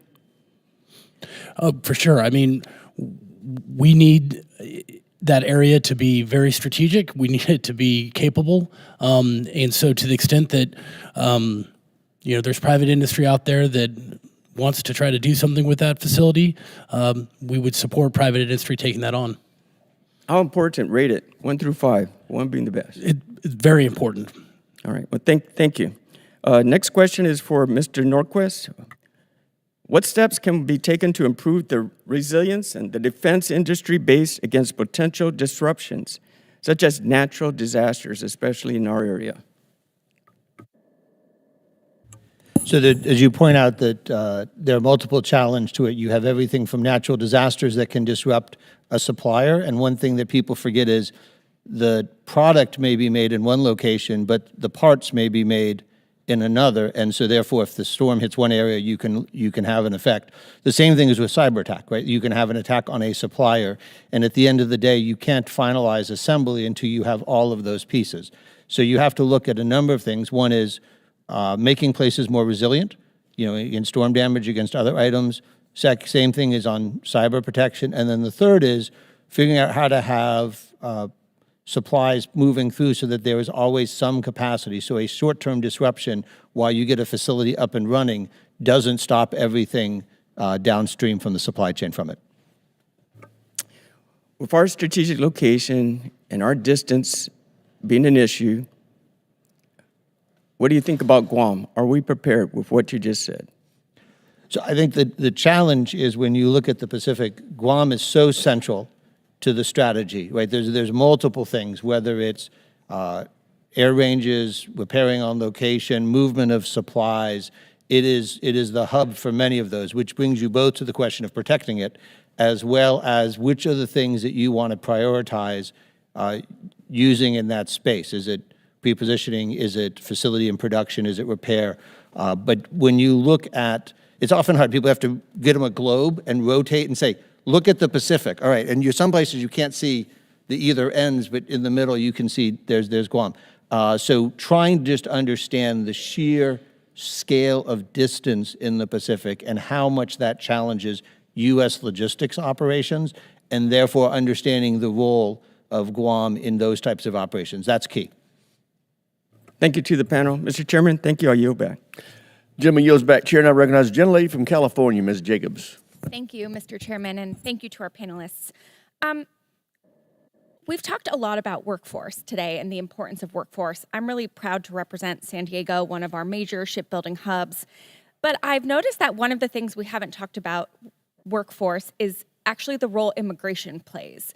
And it struck me that many of my colleagues who are worried about workforce are the same ones who are saying we should restrict immigration, restrict legal immigration. So I guess, Mr. Fanning, could you talk about how restricting immigration would have an impact on these defense industrial base industries that we really need? All aspects of workforce need to be on the table and discussed, including immigration. A lot of our workers are cleared, highly skilled, take years to train, but no workforce exists in isolation. And so if any industry is having problems with its workforce, it could create problems for ours, including driving up wages. So I do think we need to discuss that and making sure if we can't organically fill the workplace needs in our country, how we go about an immigration policy that helps with that. Thank you. And, we've talked a lot today also about these like big, exquisite capabilities, right? F-35s, ships. But I think one of the lessons of Ukraine is that military dominance isn't just about how much money we spend and how many big things we have, right? It's about agility, adaptability, cost-effective innovation. And one of the things that frustrates me about these conversations sometimes is we keep hearing demand signal, demand signal, demand signal. Well, the demand for munitions like 155 rounds couldn't be clearer. The demand for things like Patriots couldn't be clearer. And yet we're still having them not be produced at the rate that we need them. So I guess, Mr. Norquist, can you talk about some of these other capabilities and why we aren't seeing the defense industrial production that we need for munitions, for these kinds of things? Right. So typically, what you have is you have something in a munition where either the demand signal wasn't there, or if you think of something like the Gimlers, the demand signal was there, and the CRs blocked the ramp up of the production. So you ended up with fewer than you wanted. Then you have an event like Ukraine, where all of a sudden there's a surge in demand. Industry starts to see the signal and starts to respond. But in some cases, the government says, and by the way, as soon as this is resolved, the demand's going to go to zero. And then industry says, well, okay, then I'll expand my current team as fast as I can, but I'm not going to do a new or second or third line, because by the time they're on board, you may have stopped the purchase. So when people talk about the stability, one of the concerns is, and it's not irrational, the government has an increase in demand, and when something passes, it drops. And yet that swing has the very disruptive effect on the capacity. There are things we can do. There's abilities to help with companies in terms of getting, being able to qualify access to capital, to be able to expansions, be able to draw on workforce, and looking at choke points in the supply chain. So I think those are all key, and sometimes it's the least glamorous stuff that's the most important. Thank you. And Mr. Paxton, I just want to ask you, the Shipyard Infrastructure Optimization Program, it was intended to be a generational investment, right, to bring our public yards into the 21st century, and yet what we've seen is that costs have ballooned, timelines have slipped, and we still don't have a full cost estimate for the program. We've seen the industry benefit from significant government support, including long-term contracts and subsidies and infrastructure funding. And some might argue that this has actually reduced the incentive for the private sector to invest in shipyard modernization, leaving the government to foot the bill for these upgrades. So how should we strike the balance between the necessary public investments, but also ensuring that the private sector is making their own meaningful contributions to our domestic shipbuilding base? Yeah, thank you for the question, Congresswoman. For sure, the SIOP is critically important for our four public shipyards. We need those. Those are critical assets in the inventory of our shipyard industrial base. They obviously do all the nuclear propulsions systems, but private shipyard investment, we have been spending in the order of billions in our facilities and our workforce on the private side of things. And when we see that demand signal, to Mr. Norquist's comments, we respond, but it does take time. It does take time to ramp that workforce up, but the investments are being made. Thank you. I just got to say, I am so frustrated by the whole concept of demand signal because I just feel like this committee couldn't have been clearer for the 4 years I've been on it so far about the kinds of things we want to see. And so, I think we've got to get away from just saying we need more money, less oversight, and get to some real solutions. And with that, Mr. Chairman, I yield back. Gentlelady yields back. Chair now recognizes the gentlelady from Virginia, Ms. Kiggins, for 5 minutes. Thank you, Mr. Chair, and thank you very much for our panelists for joining us. I have the privilege of representing Hampton Roads area, so home to a lot of our ship repair businesses and just defense industry in general, large and small businesses. We have meetings with them about their frustration with our budget process and passing continuing resolutions. And I know that they are disproportionately impacted by these continuing resolutions that we continue to pass. We passed one, and then we passed another, and now we're facing another deadline where we perhaps may pass one that will lead to a full year CR. And as a person who is newer to Congress in my second term, continues to frustrate me as a person who wants to be an advocate for our defense industry, who wants to make sure that you all understand how much money you all have to work with. So, Mr. Fanning, I know you touched on it earlier, but could you, just for the record, tell us what the impact of a full long CR would be for your industry? A year-long CR is particularly disruptive, especially if it has limited anomalies. New programs don't start. I mean, I think this is what people don't understand, is that a CR is just saying continue with the last year's plan. And so if there's a new start baked into it and companies have invested in it all up and down the supply chain, lined up the workforce, lined up the materials, the parts, and get ready to go, it doesn't happen. It's a tremendous financial hit on them, again, especially on small companies, ones that I think you're talking to in your district, that don't have the cash flow or the access to capital to withstand that type of a delay. And this is what, sort of feeds into having that consistent signal from the government so that all of that is required to line up to produce what the government needs when it needs it takes place in a way. And it causes not just a disruption in building those supply chains, it causes a disruption in trust. For the companies, large, small, in between, to lean forward and invest, to be ready, because they do that. They want to do that. They're all doing risk and strategy assessments every year. Where am I going to put my money? So hopefully it lines up with what the government needs at that point. And a CR that doesn't have anomalies in it is basically skipping a year for that change, that growth, that increase in quantity orders or what have you. And again, it causes industry to react conservatively to what they're hearing from government, because they've got to see that there is something at the end of their investment. Thank you very much. Just wanted that to be made very clear. Let's see. So also in my district with ship repair, the ship repair industry that we have there, we are seeing, because of the CR, a lot of them have to lose staff. They are having just to change how they do business. I know we've heard our colleagues talk about the number of ships we don't have in the U.S. Navy right now, so perhaps not enough business for ship repair. We're seeing them do things that are a little bit outside the box, participate in some of the modular build programs, working with Huntington Ingalls, and we have close proximity, so we can build modular components and ship them up the river to Huntington Ingalls. We have a wind turbine project off the coast of Virginia Beach that we're seeing some ship repair even being involved with staging and some manufacturing. So they're trying to do some things, which I applaud them for, to compensate for the budgetary issues that we are facing. But Mr. Paxton, do you see these kind of thinking outside the box, options that my local ship repair industry is pursuing as good alternatives to ways that we can just keep that skilled workforce in place so that they don't have to shift around so much? For sure. We're having a constant internal discussion about commercial ship repair. A lot of your yards down your way, while they do amazing Navy maintenance and modernization, used to have a lot more commercial ship repair work. For a lot of reasons, that commercial ship repair has gone overseas. We should be clawing that back and doing more of that. I will say Virginia leads the way, Virginia Ship Repair Association, in educating the local communities down there on the just patriotic jobs that are in our shipyard. So Bill Crow does an amazing job. They're great.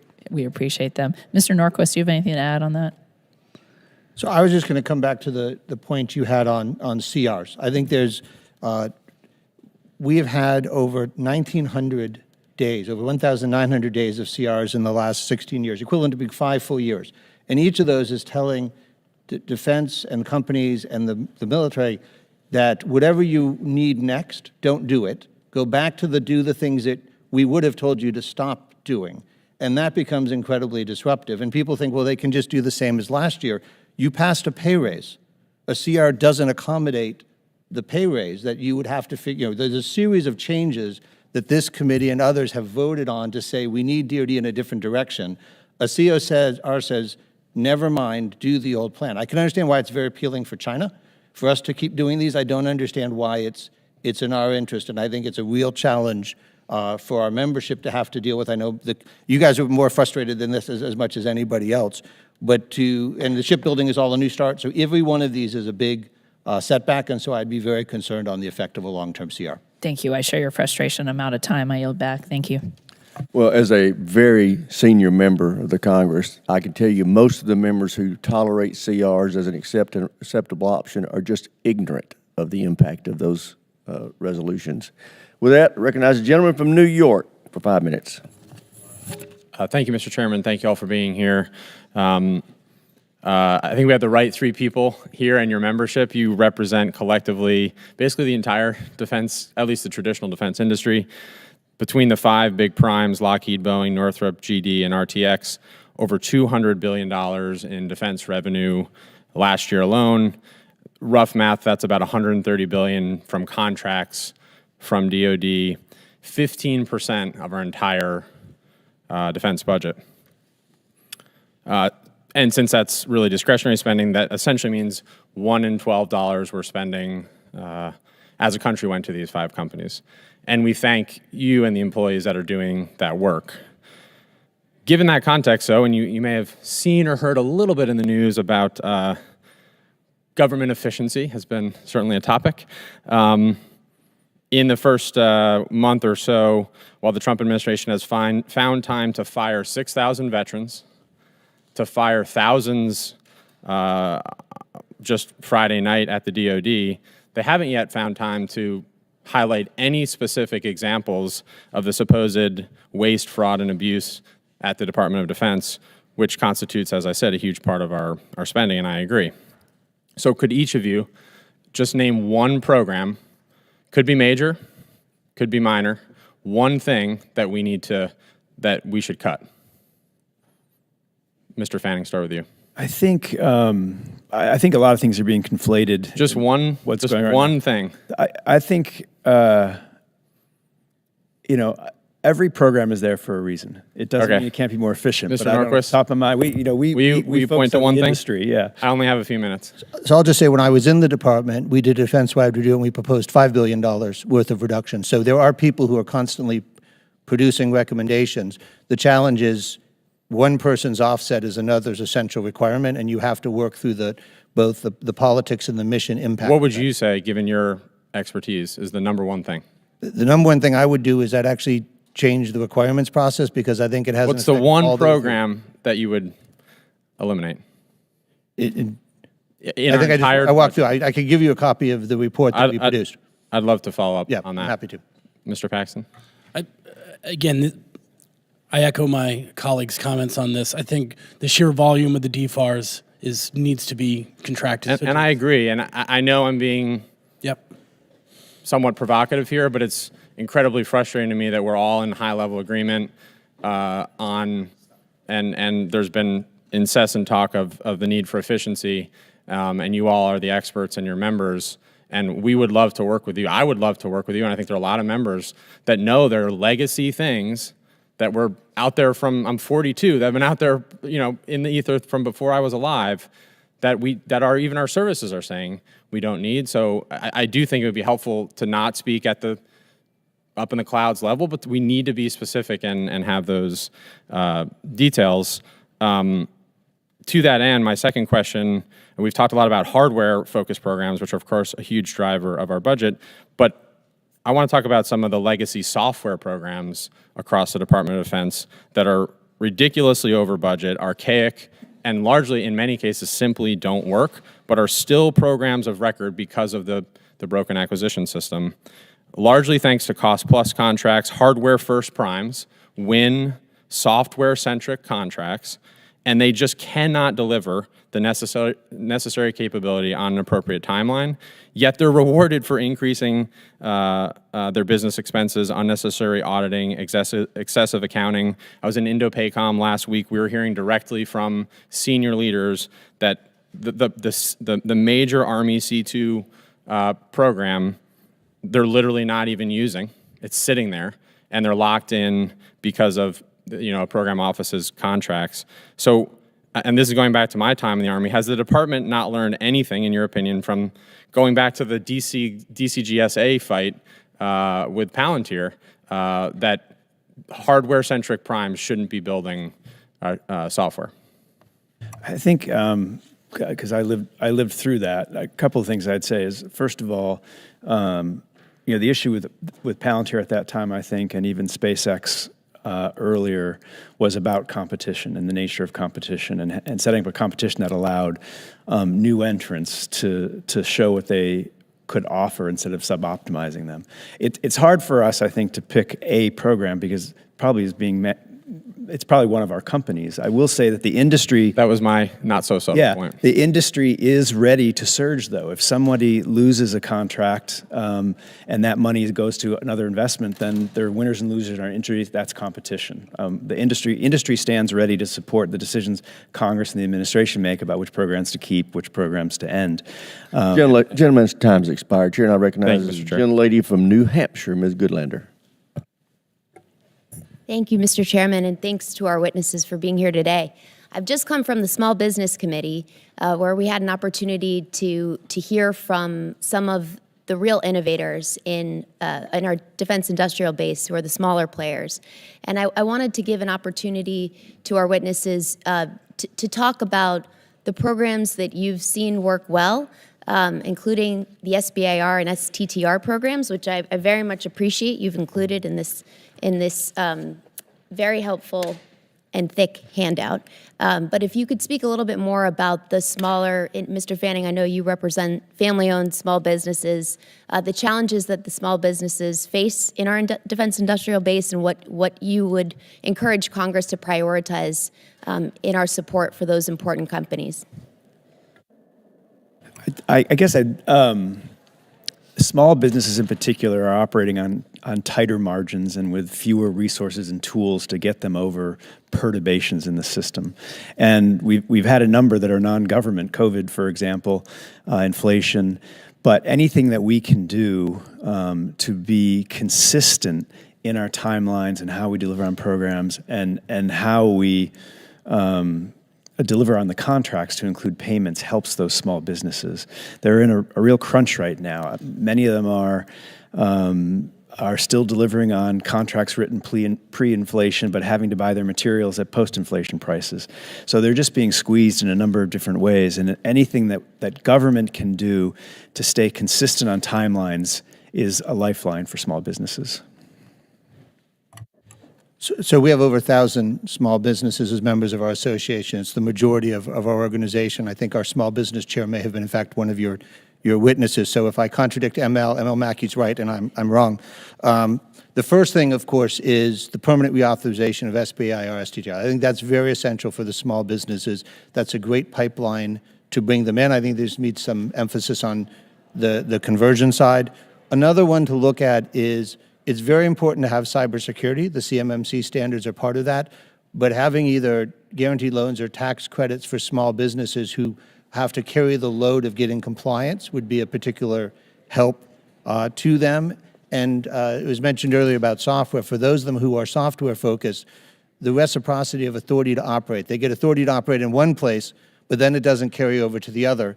Large firms can manage that. Small firms end up getting trapped with a product they would like to sell and scale, but they're only getting clearance in one place, and there's a cost to that. So I think those are a couple of things that can be done to help small businesses, but again, I appreciate your interest and your emphasis on them. Well, thank you. I wanted to ask our witnesses if you could say a few words about the National Defense Industrial Strategy that was introduced just a year ago, and how you see the implementation of that strategy. I know there's been a follow-on implementation plan. What is your advice to this committee about the content of that strategy and our progress on implementation? I'm happy to start. I think that there are two things that stood out to me sort of in a strategic way on the strategy. One is it recognized private capital as a stakeholder, which I hadn't seen in a document before. The other is it explicitly recognized that the defense industrial base is shaped by its single customer. We've learned a lot in Ukraine, a lot of conversation about surge and about demand signals. But it was years of demand signals that got the industrial base to where it was when the war kicked off. And it's not an easy thing to counter. And that's partly because industrial policy, munitions, which, you can take a 20% risk on munitions year after year after year after year after year, and the industrial base will shape around that. You can't buy 80% of an aircraft carrier. And so I think those, the problem with surge, the problem with stockpiles, and the problem with industrial policy is in the end game of the budget. They don't compete well to things that you can actually park at a pier or put on a ramp. And that's what I would just remind the ranking member talked about choices. In the end game, it's all about choices, and what you can actually have in your inventory tends to win over these types of investments that we think are critical, because capacity is a capability and it does deter. So first of all, it was very helpful that the department produced the first National Defense Industrial Strategy. It was a clear recognition of the challenge they're facing, how the challenge came about over time through government policy. I would encourage the new administration to look at that. They're of course going to have their own version, but the industrial base has been a priority for them. So to be able to use and draw from that what they value. But I think that's something that the recognition of the effect of certain policies on it, the recognition of rare earth metals, they did a relatively across-the-board look, and so I think that's a great place for someone to start and to build on. And so I'd encourage the committee to look at it and the implementation plan, and then recognize some of those have costs associated with them, and so you just have to pay attention to that. Well, I thank you, and I yield back, Mr. Chairman. I'll be submitting some more questions for the record and appreciate the time of the witnesses. The chair now recognizes Mr. Mills from Florida. Thank you very much, Mr. Chairman. Thanks so much for being here, gentlemen. Mr. Norquist, great to see you again. Mr. Norquist, I'd like to pivot to another critical concern related to our industrial base, namely supply chain integrity and transparency. I don't think I need to rehash the issues that we have in regards to reliance on adversarial nations for critical components, but even more certain is the critical minerals that we have banned DoD and commercial partners from sourcing from adversarial nations. These restrictions are often too wavered for these individual program managers or these adversarial trading proxies and minority ownerships and taking advantage of these thresholds. So my question, I guess, is that knowing that the responsibility of both DoD and the industrial partners to ensure the United States abides by these responsible acquisition practices, what is the industry doing to ensure transparency in these supply chains? So each of the companies in the industry is working at it, and there are companies that are helping produce tools to let you map your supply chain and be able to understand what's coming from where. This is both a supply interruption risk, even if it's a domestic company, or it's an item that could be compromised along the way. And so you need to know that chip or whatever is coming from a trusted supplier.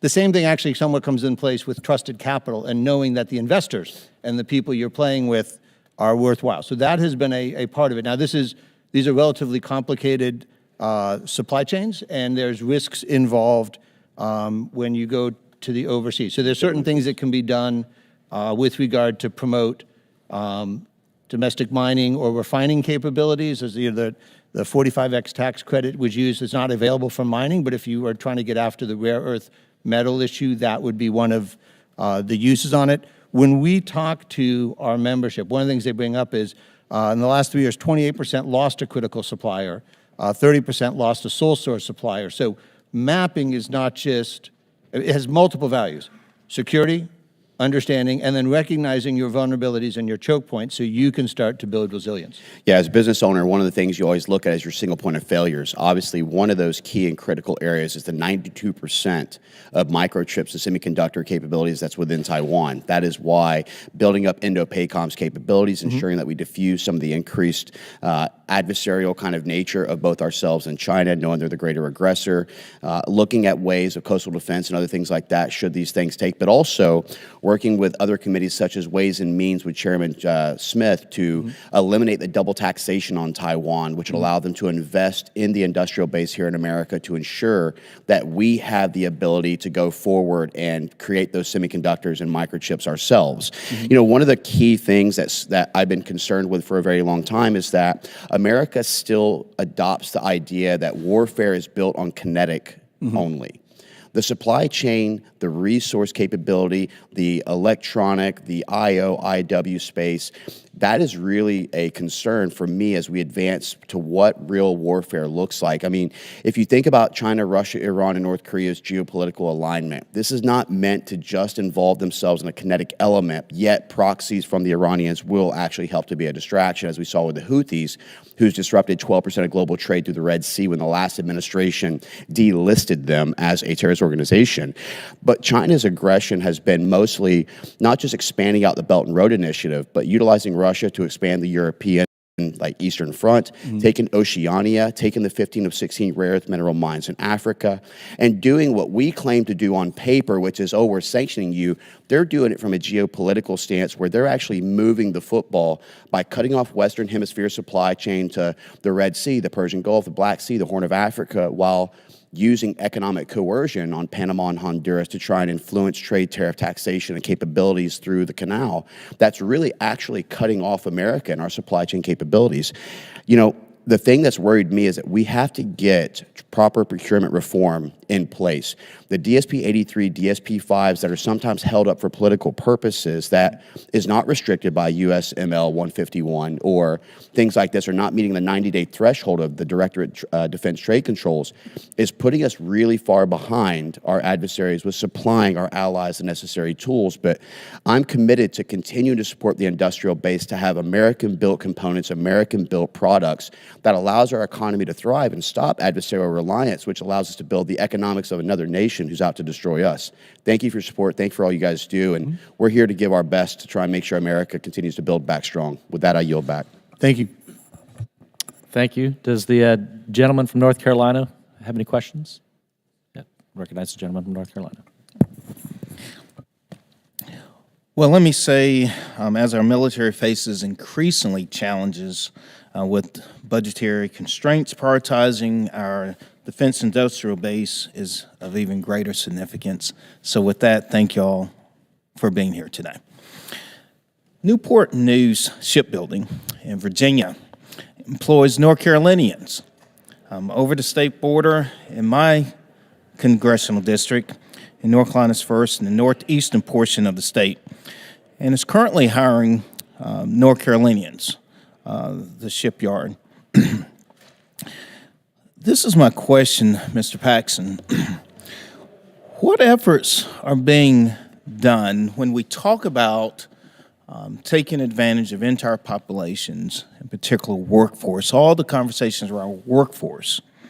What efforts are being taken to strategically and be intentional about bringing in rural areas in particular in these workforce conversations, and then not just rural areas, but for instance, in North Carolina, we're right there, and many are going into Virginia to then entice states to collaborate more with each other. Thank you, Congressman, for the question. First of all, I think the goodness of the shipbuilding industry and ship repair industry is oftentimes they're the economic engine of some communities that aren't in major city locations. And so The initiatives that I know Newport News and other shipyards do through their apprenticeship programs are world class, and they attract the best of the best, and they want to hire up those people who maybe didn't go to college, who just got their high school degree and want to have a career. One of the great things about the shipyard industry is you can have that career. And I know Newport News does an exceptional job bringing in the next talent in our shipyard industrial base. Is there anything specific that you would suggest as a priority that would focus specifically in helping to cultivate workforce in rural communities across America? You know, Congressman, to the extent that we are trying to raise the awareness of the shipyard industrial base, that we are a great family wage career destination, and you've seen some of that with the shipyard industrial base promotions and where those promotions go. So I do think there's outreach to rural areas to make them aware of our industrial base, and that again, these are career jobs.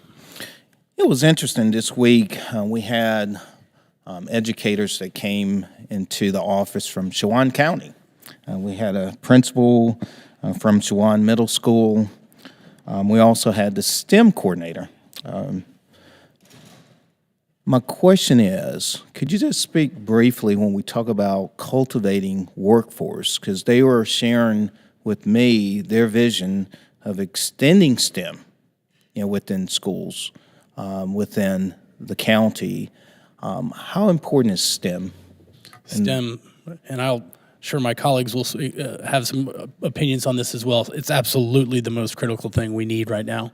And what our shipyards are going into elementary schools now to talk about STEM and talk about careers in the shipyard industry, but I'll hand it off. Yeah, I think what you want to do is you want to give individuals exposure to the industry so they can develop a passion for it. Many people, they get because one of their parents worked in a field. But if your parents aren't involved in these, if you are at a school where you have the exposure to work, either electrical, plumbing, I mean, there's a range of technical trade skills, and there's a range of STEM topics that people start to develop an interest for when they're young. And then that passion, they discover there's an whole career field attached with that allows you to work with those skills in that areas. And so I think the ability of introducing that, and we have chapters of NDI all around who work with local schools, do different programs in order to expose them to the range of career fields that are out there. And then from that, they look around and they say, oh, there's a shipyard nearby, or I can drive this distance to get there.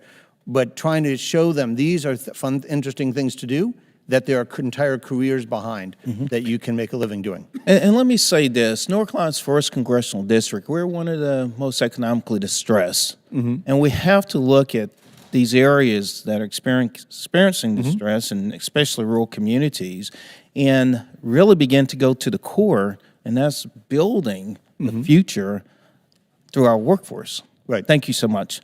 And I yield back the balance of my time. Thank you. I now recognize the gentleman from Illinois.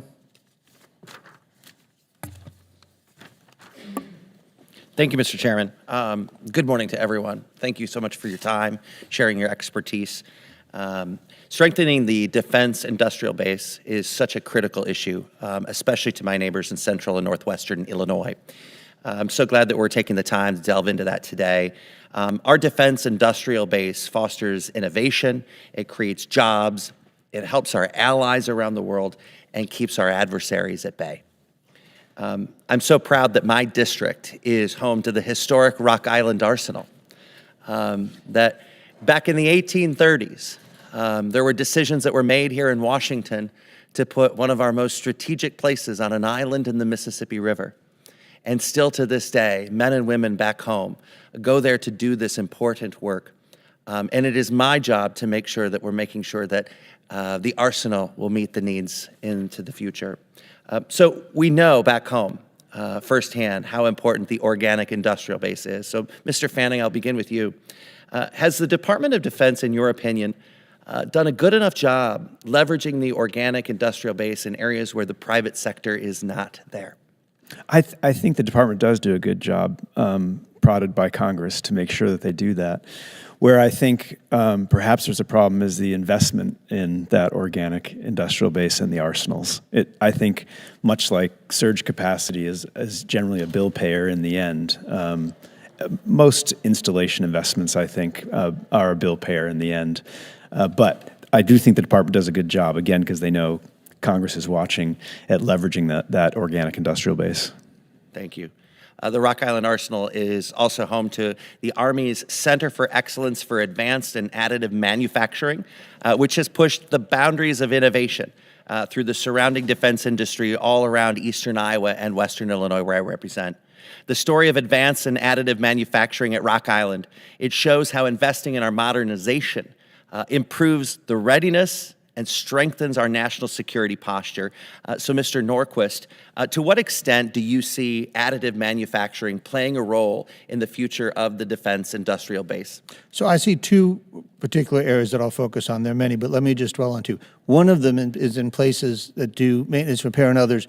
The ability to get an old piece of equipment working by additive manufacturing saves you. The other part is when you have either deployed or at home a spare part you don't have access to. Deployed, it may be because of a supply disruption. At home, it may be because it's an old item and the vendor went out of business.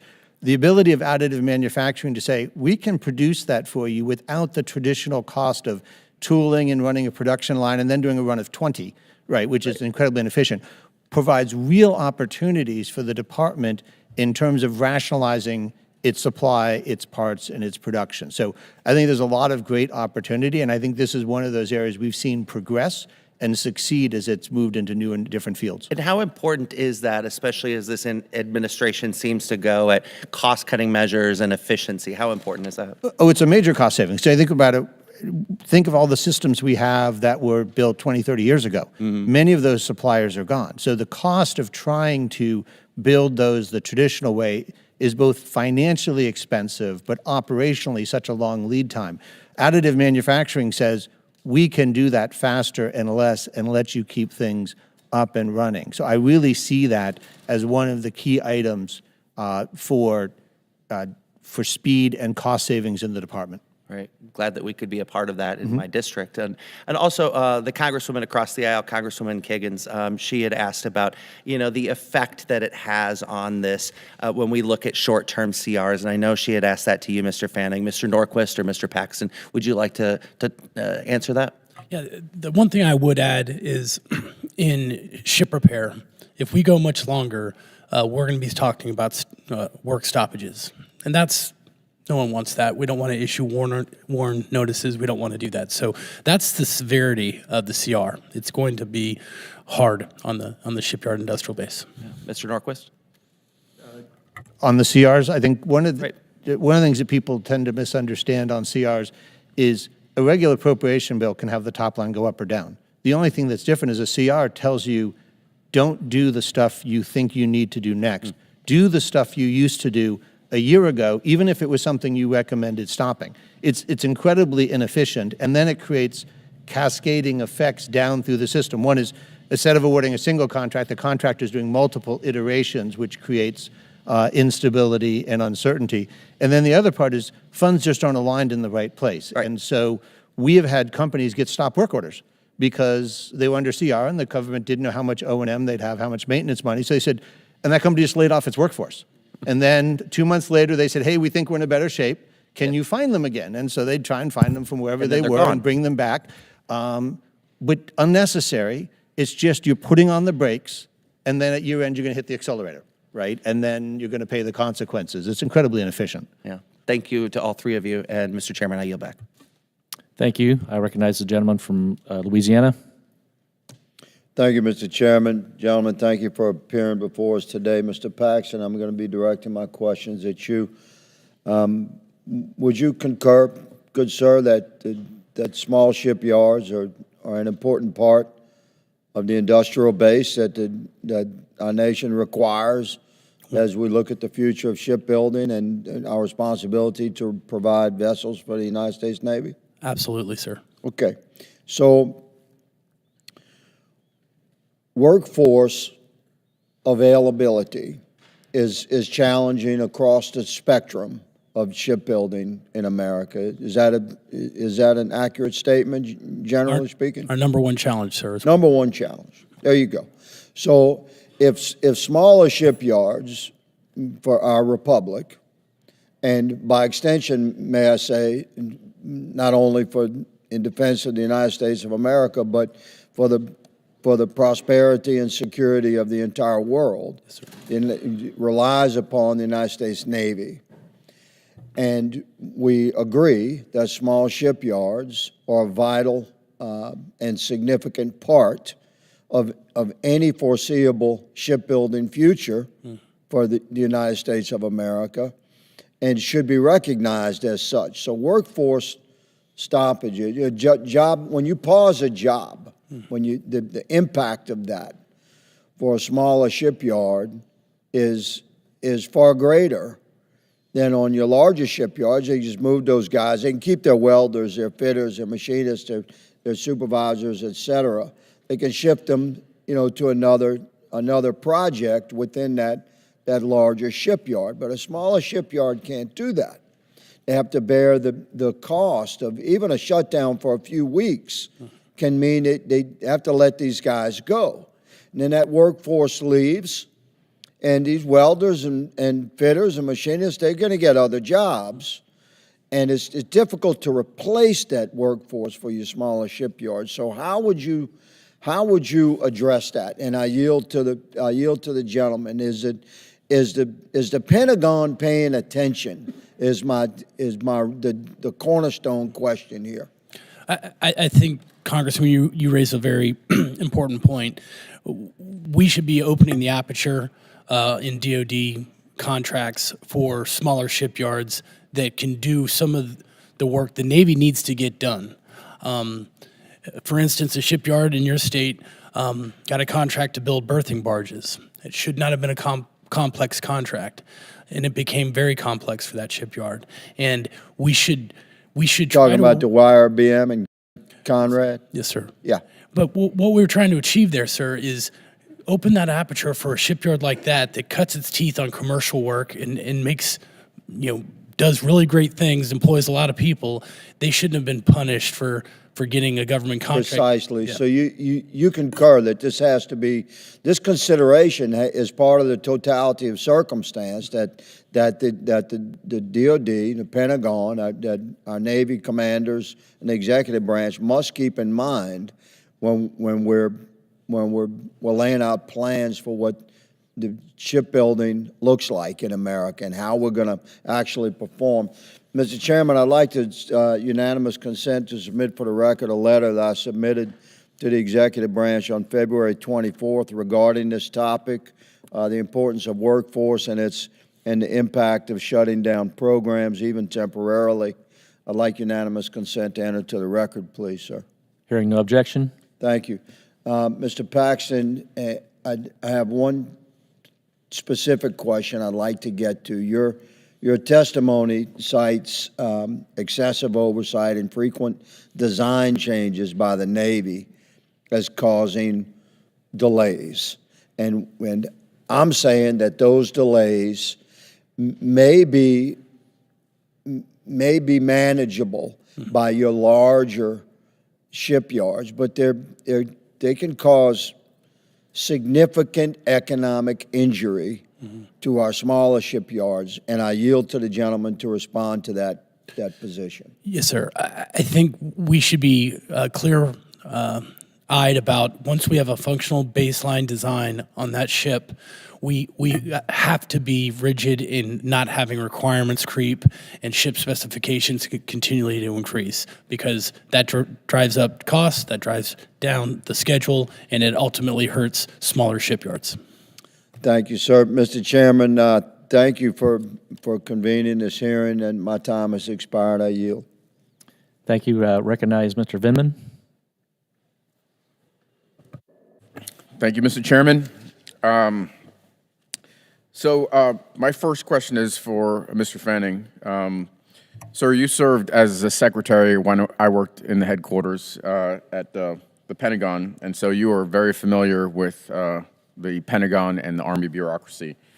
And you stated in your testimony that the defense industrial base is largely shaped by a single customer, the federal government, that the defense industrial base relies on federal investment to ensure the overall health of the industry. And I agree that it's critical that we support our defense industrial base in a way that supports new technology at reasonable cost and delivery timeline, especially in response to the prevalence of weapons such as cheap and easily acquirable drones. So I've been thinking about the modern battlefield and what we see developing in Ukraine. These small, inexpensive systems that have really been a game changer. The Ukrainians are looking at establishing basically a 15-kilometer kill zone that's largely unmanned. How do we maintain the speed of innovation, smarter, faster development of systems when we have a acquisition system that is antiquated, that it takes years to develop? Give you a chance to answer that first. Sure, thanks. Simple question. Well, I think what we're learning in Ukraine is you need high end and low end that you can buy in volume is attributable. And what's interesting about that part of your production plan, of your acquisition plan, is that there's the opportunity for a lot of competition there. You're not going to have a lot of competition in legacy platforms that you keep that are fairly mature and way too expensive for some new company to come in and try and compete. But you can get a lot of competition here to bring new entrants into the industrial base. I think the issue on the acquisition side, David and I served on the PPE Reform Commission. There's some great ideas in there, I would say. And one is a way to, how do you create some more competition and speed inside the department? One is portfolio management. Give the program managers, the PEOs, the ability to think of pots of money differently and move things around inside of them. It requires a lot more transparency with Congress so you can complete your oversight responsibilities. But you can try to reform the entire acquisition program, or you can take the parts where you really need that speed the most and focus on those. And I think it's some of this new technology that we're seeing coming in. And there's some decent models out there for special operations authorities that can move much faster than the typical system. Do you see any major issue with actually just applying or dropping that model in that special operations forces use to regular acquisitions? I think, what I would argue is it's the risk rheostat's been turned too far in the anti-risk direction, and I would, if someone wants to take risk, I'd applaud it so long as there's transparency and it can be monitored. What's nice about the special operations authorities is they've been tested over a long period of time, and so we have some confidence in them. The question I'd be is just be careful which ones can scale and which ones can't scale. There's lots of rapid authorities and rapid offices in the Department of Defense that are designed as workarounds that wouldn't scale very well. But I think what special operations has done has proven to be a good model, and I think you could apply it to other things very quickly. Thank you for that. And so I think getting the right balance between the exquisite, expensive systems and the cheap, dual-use systems is going to be critically important. So, Mr. Norquist, without giving you too much of a preamble, because I only have less than a minute left, production of the magazine, so to speak, that we need, artillery, missiles, and such, is way behind where we are producing right now. So, as the U.S. doubled its production capacity, we're still struggling to produce artillery shells, for example. So how do we address that issue? So I think there's a couple of things. The first is to recognize part of the way we got here was the wild swings in munitions. So I think one of the first steps is working with the department to have much clearer floors for munitions inventory. That way the vendor understands there's going to be a quantity. The department warfighters know that in the event of a conflict, they will have access to greater volume. There are things you can do with the vendor in terms of helping them set up new facilities and being able to addition production, but that assumes that the demand signal is going to be long enough. It takes several years to get a factory up and running, and sometimes with these, the signal is actually going to drop on the other side, and that creates a problem. Thank you. I yield back. Thank you. I recognize the gentleman from Colorado. Thank you, Mr. Chairman. Mr. Fanning, in your written testimony, you touched on how rapid inflation caused by the Biden administration weakened the defense industrial base. And I just yesterday met with Excelio, which is in my district, about that very thing. Talked about the inflation crisis and how it was especially harmful for the small businesses in the industrial base. You know, these mom and pop shops effectively had their fixed price contracts renegotiated to slash their revenue by 20% through no fault of their own. And for many companies, this means laying off staff or closing their doors. What flexibility does the DoD have to support small contractors during extreme situations like the inflation crisis that we've had, and how can Congress assist them? Well, first, I think recognizing the impact of inflation, my observation in this job, having been in government before, is that industry is the shock absorber of inflation. The Pentagon seemed to think that it had managed through inflation because it hadn't hit it yet. When the next round of contracts or economic order quantities or competitions take place, that inflation that has been absorbed by industry is going to show up, and the government's going to have to deal with it. And I think the way that what government can do in real time, which is hard, is pay for it. The contracts, most of the contracts that are directly with the government have adjustment clauses in them. But it doesn't matter if there's no money to pay for those adjustment clauses. And that's what caused, you know, the primes, anyone who has a direct contract with the government to absorb it and then pass it down through the supply chain. And what you're seeing now is small businesses that are locked into contracts to their customer pre-inflation, but are now buying materials and parts in post-inflation, and their margins are just getting squeezed. Yeah. And I'm sorry, and we can chase them out of the defense industrial base because they can adjust to inflation much more quickly on the non-defense side of the work that they're doing. Right. Okay. Thank you. Mr. Norquist, in your written testimony, you talk about the burden of regulatory compliance that contractors are forced to bear in order to support our national defense. For small contractors who can't afford to devote an entire position or a department to compliance, the regulatory burden is crippling. Do you have any sort of estimates as to how much time or money the average small contractor is forced to commit in order to meet federal requirements? And you know, it seemed to me like Congress would want those resources to be focused on supporting the warfighter instead of checking the box for DoD. So we don't have estimates in the aggregate, but individual things like the CMMC standard, how many, you know, 100,000, 200,000 are they going to have to spend to get, or just for the annual inspections? Each of those we tend to, you know, for some of them we all have estimates. But as you point out, those are all significant burdens for the small business, and it makes moving into the barrier to moving into the government sector or staying there very high. Well, and it also takes money away from the warfighter, right? When they're spending it on compliance instead of, right? Right. Okay, thank you. I would yield back, Mr. Chair. Thank you. I recognize the gentleman from Missouri. Thank you, Mr. Chair, Ranking Member, Mr. Fanning, Mr. Norquist, and Mr. Paxton. Thank you for being here today.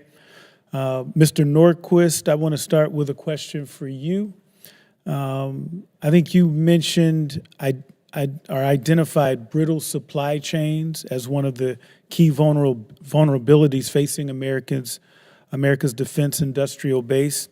Often our defense critical supply chains can be dependent on products and materials sourced from other strategic competitors and adversaries, including China. And my district in the St. Louis region is home to numerous contractors and subcontractors that are part of the crucial backbone of our nation's defense, including the aerospace industry. Given recent efforts to increase our leverage and involvement of small and medium-sized defense contractors, what steps are you aware of that the Department of Defense is taking to ensure these entities have the necessary support and resources to meet the demands of our national defense strategy?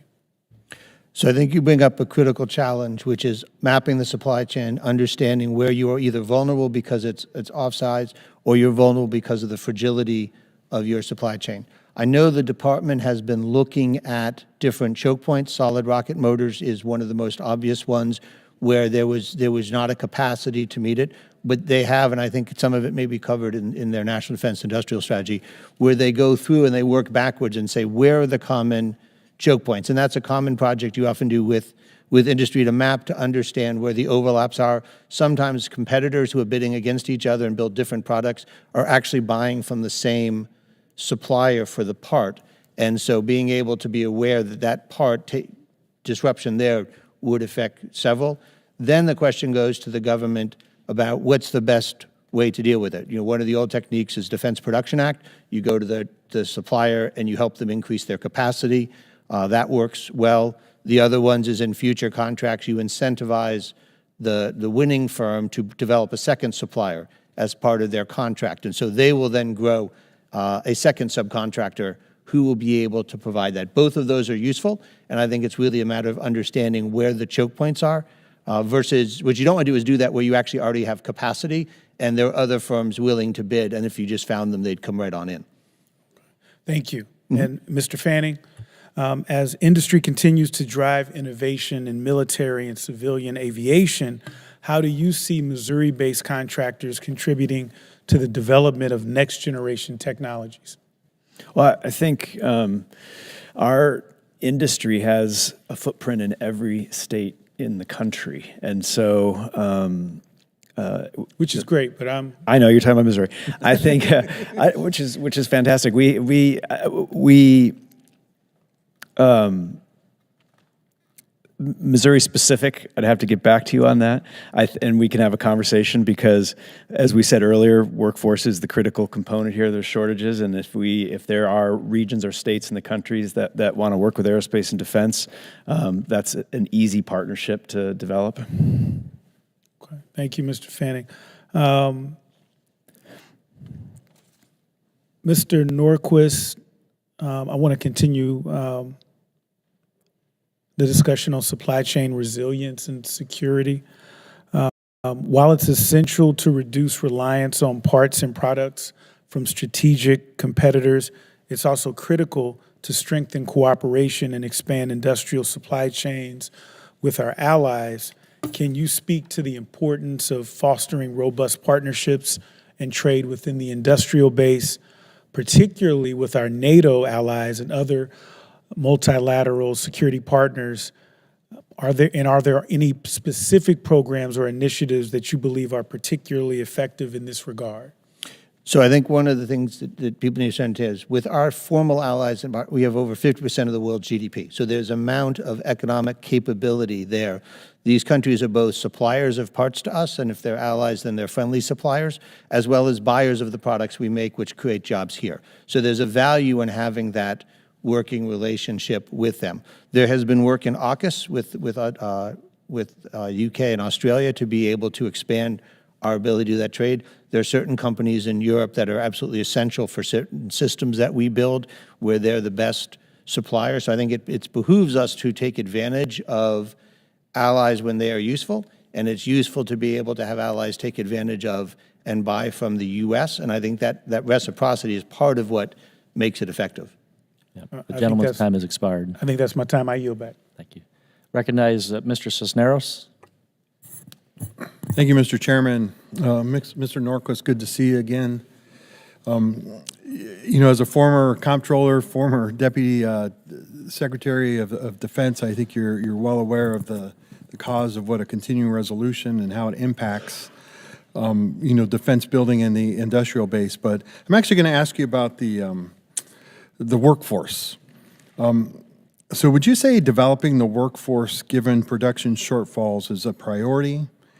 You know, companies like in your association continue to invest in higher education and engineering degrees, but we still need manual labor, the wrench turners, the guys who actually build the things. We need that to create we need to create the workforce for tomorrow. So what role do your industries have in expanding all of our future workforce, and not just recruiting engineers and STEM degrees, but actually building the guys who are putting hands on the product and building it? So I think, first of all, it's important to understand the value. People use the expression blue-collar workers, but they're skilled labor. And in many of these skills, they're very complicated skills. An advanced electrician, a welder working on an aluminum inside, those are very complicated processes. And so with industry, what you want to be able to do is recruit people and train them and then retain them, because it's the years of experience in that training. And so I think industry is very keen on that. It understands the risk of disruption. There are things that we can do to help. When there's a break in production, the incentives financially are to get the industry to lay people off. There's not an incentive to try and retain them. That's not in the government's long-term interest. There's opportunities to encourage training of people coming in before they're on board. That can, if that was an allowable cost, that would encourage it. But I think it's really important as we see how many of these places, the value of that skilled laborers and their ability to produce a quality product is essential to our national security. And often it's the shortage there that's holding back a number of industries. And that's the thing, right, is how do we get people, I don't think anybody really kind of knows or thinks growing up is like, hey, I want to be a welder, but not only a welder, I want to be a skilled welder in this industry, and don't realize actually what a good career that could be. But how do we work to recruit people into these industries and to become those skilled laborers, to go and to retain them, as you say? So there was a time when we started to shift and started emphasizing college and a liberal arts degree as a solution for everyone. And we saw that both in things being done in the Department of Education. We saw that even in the military, when people were leaving the military, that was sort of the theme. The answer is, in fact, there's many of these career fields, the skilled labor are much better paying and have much more stability and a more interesting career field. And so I think we need to both inside the department and as a country right-size the recognition of both the value of that labor and making it clear to people the potential to have a real career, that this isn't something you'd interim. You can make this a long-term career and have a very successful life in a very positive environment. Thank you. Mr. Fanning, I want to ask you around the same lines, really. What are some of the biggest challenges you see in the aerospace and defense industry in attracting and retaining these skilled workers? I think I'd just be echoing what David said. We pivoted in this country away from vocational and technical training to community college investments. And I think not only did we move the needle too far in the other direction, but David mentioned the value of this work. We sent a message about the value of this work, the worth of this work to our country. And I think we know we have jobs that pay 50% more than the national average. We pay well, we have to pay well. We need that type of a workforce. And so I've got a company in Kansas that actually recruits on farms because they can at least find people who work with big equipment. We need to have that pipeline, and it has to start early. That feeds into STEM, that can be this type of high-skilled labor you talked about. Right. And what we want to do is hire people in and not just train them, recruit them, but grow them and move them into those higher-skilled jobs that are on the floor. I think this is something we need to look at, right? And I know the Department of Defense, and I'm sure you all know this, right? We got fifth graders going in to get them interested in science and physics and becoming engineers. But I think we need to start getting not only the government, but industry as well, focused on and making investments to have building that skilled labor so that we have that workforce for tomorrow, especially as these weapons get more technical and difficult to build. So anything we can do to partner with industry to kind of make that happen, I am here to help and support that. And with that, Mr. Chairman, I yield back. Thank you. Recognize Mr. Tran. Thank you, Mr. Chairman, Ranking Member. Thank you, gentlemen, for being here. I am deeply concerned about our dependence on components and materials sourced from the People's Republic of China and the implications of our supply chain. China is already levying new export restrictions against the United States, and I have no expectations that tensions between our two countries will be alleviating anytime soon. The question is, for any of the witnesses, what are the most critical supply chain vulnerabilities in the defense sector, and how can we better mitigate China's influence on U.S. supply chains? So I'll just start with a few, and they can jump in. I think one of the places you see this is energy storage and batteries, and the materials needed to produce those. That has effect across a wide range of technologies, and many of those also depend on rare earth metals for development, either not produced here or not refined here. And so that would be one where you would need to look to both improve your either your stockpiling, your development, your processing, or make mining either here or through an ally. You'll also see this came up with microelectronics, right? And that one is not just a interrupt the supply for the Department of Defense. It's how do I know the integrity of the chips that I am using have not been compromised. So I think those two, I think raw materials we've talked about extensively in this one, and feeds into both of those two questions. So I'd start there as the ones I would highlight. And I would maybe expand the focus a little bit to adversary capital, watching very carefully where China is moving its manufacturing to make sure that we're not getting it through a secondary source. And then a recognition, this is decades-long whipsaws. It was our strategic focus to partner closely with China over time. And so some of these things will take time if they're left on their own to right themselves. So there's an investment requirement there if we want to get speed. Thank you. Mr. Pat. Yeah, my comment here would just be where we are down to single source suppliers in our shipyard industrial base supply chain. We have got to make sure the health of the industrial base is such that, when we continue to ramp up, and that signal might be coming that we're going to do that we have a supply chain that can be resilient and answer that call. Thank you. You'll hear me talk a lot about our people. After all, our people are the military's greatest asset. In this case, I would like to know more about recruiting and retaining the skilled workers needed to meet production demands. What are the key workforce shortages affecting the defense industrial base? And what specific partnership will be necessary to ensure industry can identify and recruit enough talent to meet our strategic requirements? I know we talked a little bit with Rep. Cisneros, but specific partnerships is what I'm looking for. Any of the gentlemen? So I'll just start. The key ones are skilled labor, STEM, and also people who can get clearances, because that becomes a choke point as well. Some of the most important partnerships are with the local communities through their high schools and other programs, so that employees get exposed, students get exposed to the technologies, the STEM, the trade skills, and that creates a pipeline, as well as them being aware of what industry opportunities are available in the area. So I think those are some of the starting points. I think the Navy has done a good job of this. I think the Air Force is looking at doing this as well, to be able to bring people in and let them know that this exists, right? There's an opportunity here. So I'll pause there and let the others weigh in, but that's where I'd start. I think absolutely local communities and educational institutions, and expanding so that the educational systems and the state and local governments can see what will help these students get jobs like this. And it backs up further than high school. I mean, if you want to do some of these jobs, you have to start taking and understanding and studying math in elementary school. And so that's a long pipeline that's important. But I would say the importance of retaining, because you brought that up as well.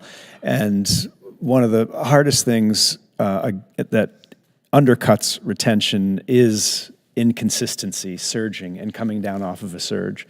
And we've talked about it in terms of demand signal and investment, but these companies never want to lose their workers. They'll go someplace else, and it'll be very hard to get them back. And we saw that in COVID. And again, the shared supply chain, it hit the commercial aviation side so hard, and that was the focus. How do we keep those workers? Because we won't get them back. They're in demand, they'll go someplace else. And so that consistency that industry can have, so they can plan around retaining that workforce, is very important. Thank you so much, Mr. Chair. I yield back. Thank you. And the chair wants to announce we will have a hard stop at 1 o'clock. And with that, I recognize Ms. Helfrith.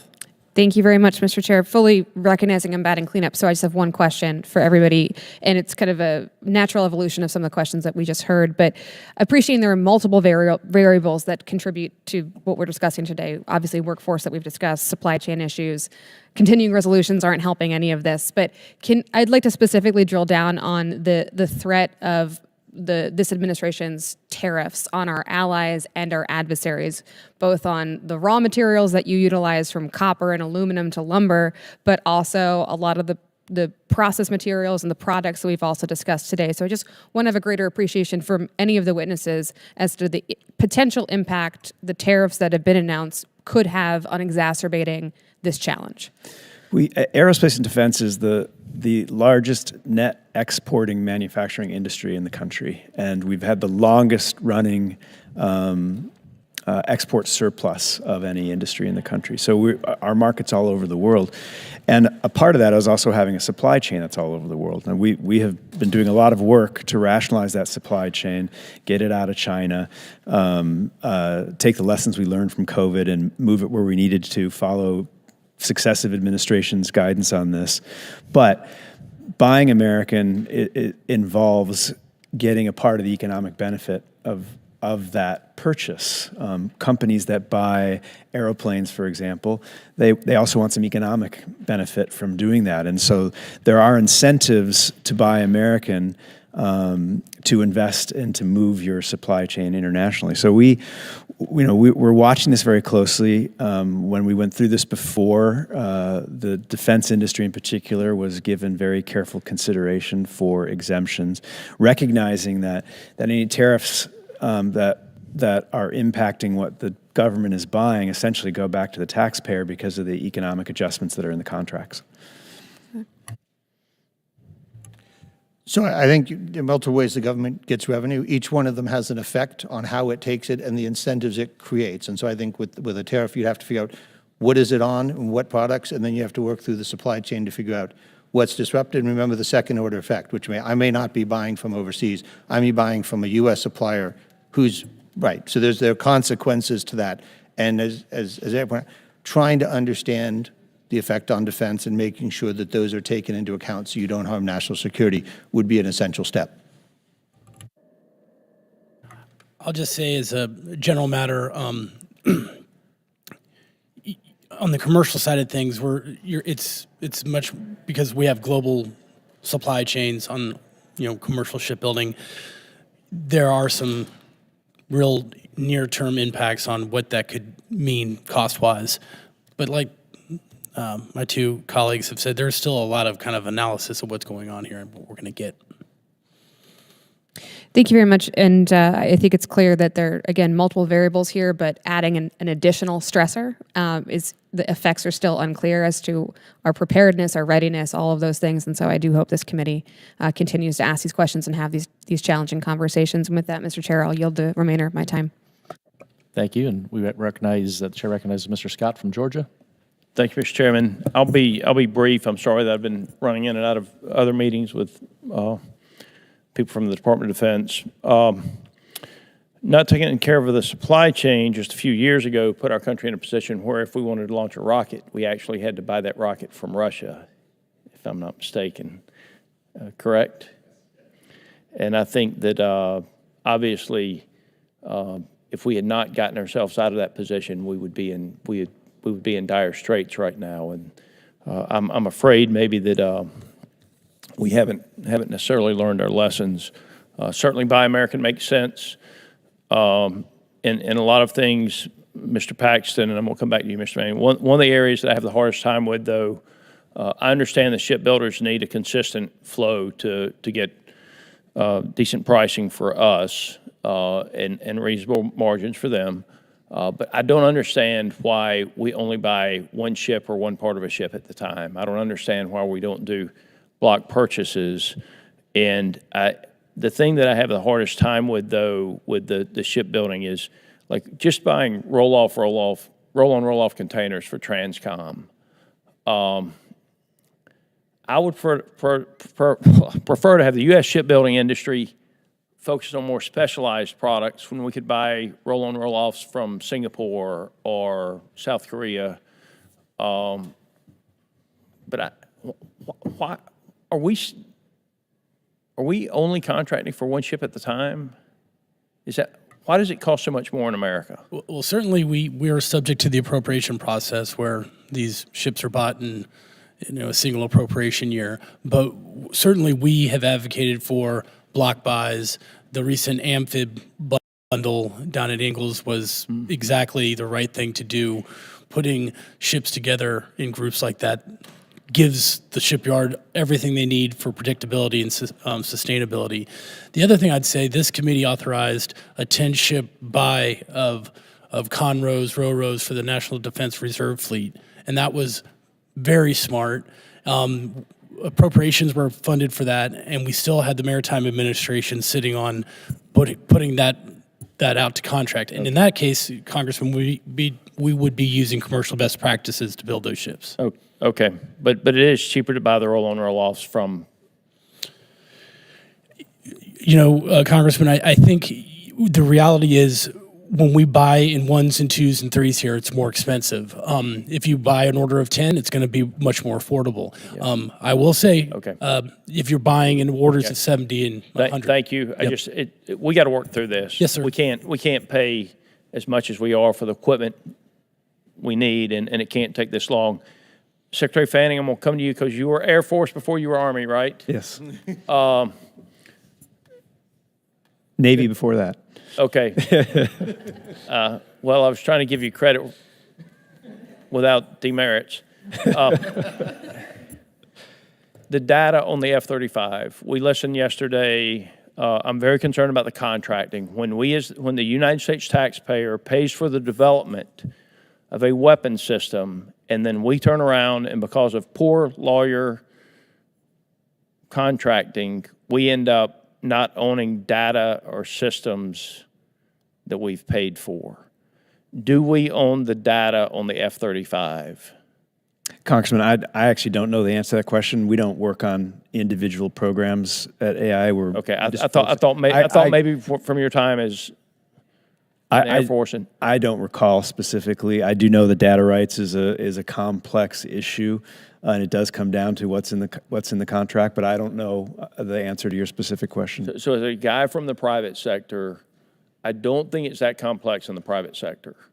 If a private company pays to develop something, they own what they paid to develop. And so I want our defense contractors to be successful, and being successful means you have a reasonable margin, just as being responsible to the taxpayers. When the U.S. taxpayers' funds are used to develop a system, the U.S. taxpayers should not have to pay to license that system back. And that's something that the U.S. government has got to do a better job of. I appreciate all of you. Sorry that I've been running from meeting to meeting, and sorry, Mr. Norquist, I could have asked you a trigonometry question or something, but thank you. The chair recognizes Mr. Khanna. Thank you, Mr. Chair. Mr. Paxton, I found your testimony very, very helpful and on point, especially as you pointed out that our shipbuilders are competing with state-owned enterprises, that it's not a fair competition. I mean, China, South Korea, Japan basically have been financing their ship industry for decades, and we have not done that with our ship industry. Now, others have pointed out that China is making 1,700 ships a year in the commercial sector, and we're making about 5. I'm a co-sponsor on Mr. Garamendi's excellent CHIPS bill, which is bipartisan, but my understanding is that would take us from making 5 ships to 25 ships a year, 250 ships in 10 years. I mean, we're still orders of magnitude less than China. And I guess my question is, you know, the bill, as I understand it, is about $250 million of investment a year. But if we're serious about this, shouldn't we be putting in more money and financing a shipbuilding industry in this country like we did in World War II with Roosevelt, and actually making the investment that is required to catch up, if we can, to China, or at least have some capacity? Yeah, thank you, Congressman, for the question. I don't think we're ever going to catch up to China. I think what we want to try to achieve, and I think what the SHIPS Act is trying to achieve, is having that national maritime strategy, a 250 commercial strategic fleet that balances out the fact that we don't have any logistics globally in the maritime space beyond the Maritime Security Program, which is about 65 ships. So I think this legislation gets us down the path, sir. And I think the legislation thinks about stuff like the cost differential subsidy, which we let go in 1981. And is that something that we're serious about implementing again? And if we are, what's that demand side of the signal for what these ships are going to go and do? I think it's undeniable, though, the Ready Reserve fleet is aging out. We need to recapitalize our auxiliaries. We should be building 2 auxiliaries a year in perpetuity. And I think the SHIPS Act gets at that logistical lack of logistics that we have. And Mr. President, how much can the federal financing solve this? I mean, with generous investment tax credits and generous financing. I understand there's need for regulatory reform, and I get your point. Yes. You don't want, one inspector for 2 ship workers. Mhm. Fine. But that's. I'm not saying that's the easy part, but let's say we have a consensus on that. If Congress said tomorrow we're going to put $1 billion into this or more money, will that solve it? I mean, is that really the biggest variable? I don't think it's just money is the variable. I think what you've been hearing a lot today is that demand signal. Are we serious about this, or is this going to be a 5-year initiative that then goes away? I think if we were serious about this and you could see out on a horizon of 10 to 15 to 20 years, absolutely this industry is so capable that they will invest in their facilities and continue to grow and can be serious about building. And would the government have to give the demand signal even for the commercial fleet, or would it be a purchase tax credit for American consumers or American businesses who used American fleets? Yeah, I think there has to be a demand side to this. I think the Energizing American Shipbuilding Act, which looks at prioritizing a certain amount of our petroleum and LNG to go on preferenced U.S.-built LNG carriers or U.S.-built tankers, is how you get at this. And so I think you got to have a demand side of it of what we're going to do with these ships. Well, I appreciate it. I really appreciated your testimony and look forward to working in a bipartisan way to Thank you, support Congressman. shipbuilding. Appreciate it. Thank you, Mr. Chair.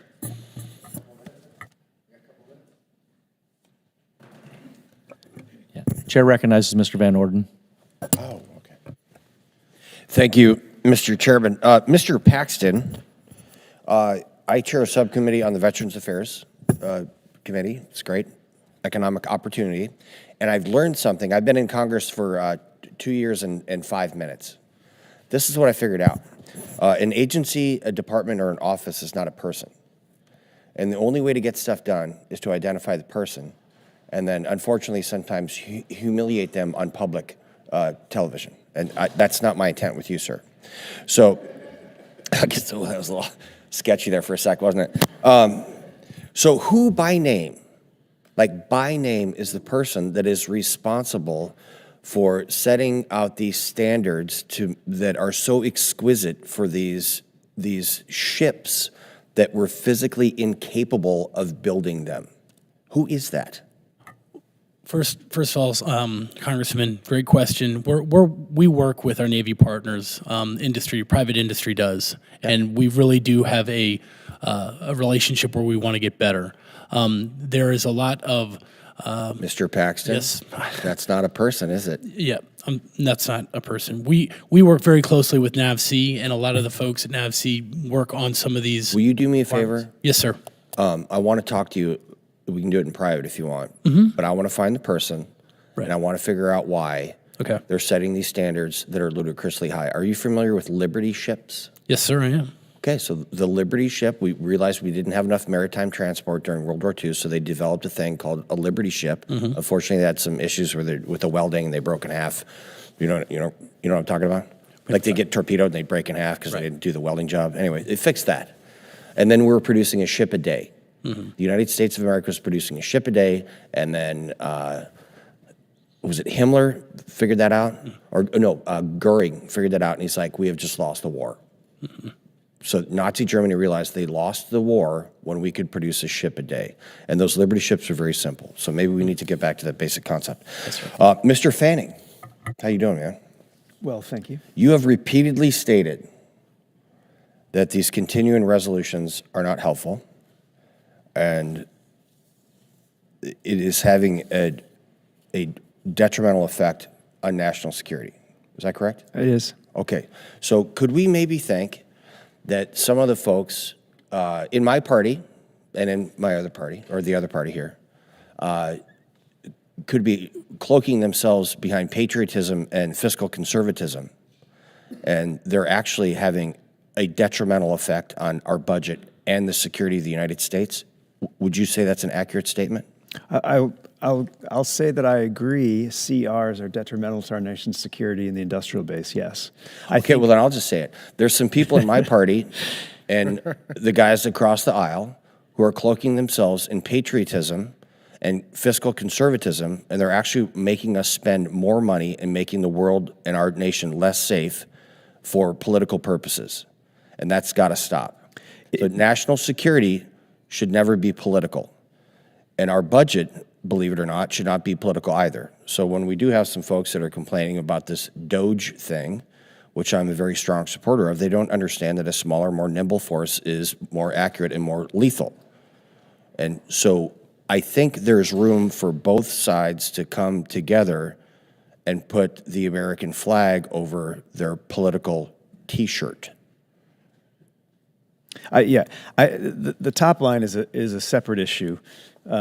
This is about operating as efficiently and effectively as possible with what you spend. Correct. And it's an enormously complex industrial base, making simple things up to enormously complex things that nobody else in the world can make. And the fits and starts of how it's funded and what's allowed is extremely costly and costs time. Mr. Fanning, would you say that even if we had the manufacturing capacity to produce everything that we possibly wanted, that we still wouldn't be able to get it to the troops because our acquisition process simply sucks?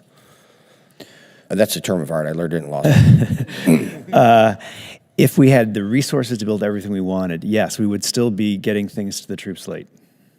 Okay. It's not just a question of resource. In fact, resource is probably covering up some of the problems in the system. Would you say it's an issue of process, not product? Yeah, I would. I mean, we are building the most complicated things. You know, we've been talking quantities of ships and other types of things, but nobody can match the effect of what we build. And so I do think it's a process issue. It's an investment issue. It's a political issue. It's a process issue. Gotcha. But we're not unleashing the full strength of our industrial base. Thank you, Mr. Fanning. My time has expired, and I yield back. Thank you. Mr. Fallon is recognized. Thank you, Mr. Chairman, and I'll be brief. I know we had a hard stop at 1, so I want to thank all the witnesses for coming, and thank you for your great line of questioning. I like your industry terms. Mr. Fanning, how can the procurement process in the defense industrial base become more agile and enhance adaptability and cost efficiency? In the industrial base or in the defense industrial base? In the defense. Well, I think the defense industrial base will respond to whatever process the customer puts in place. It's not like, I liken it to, it's a simple analogy, a hardware store. You know, there's only one customer buying hammers, and if you stop buying hammers, or if you want to buy hammers in a different way or different color, the hardware store is going to respond to that. So I think the change has to come from the Department of Defense, and the processes are there, and industry will fold around that, and whoever figures it out the best is going to be the one that wins. And if we emphasize speed, nimbleness, and the metric of getting something to the troops, the companies that do that will win.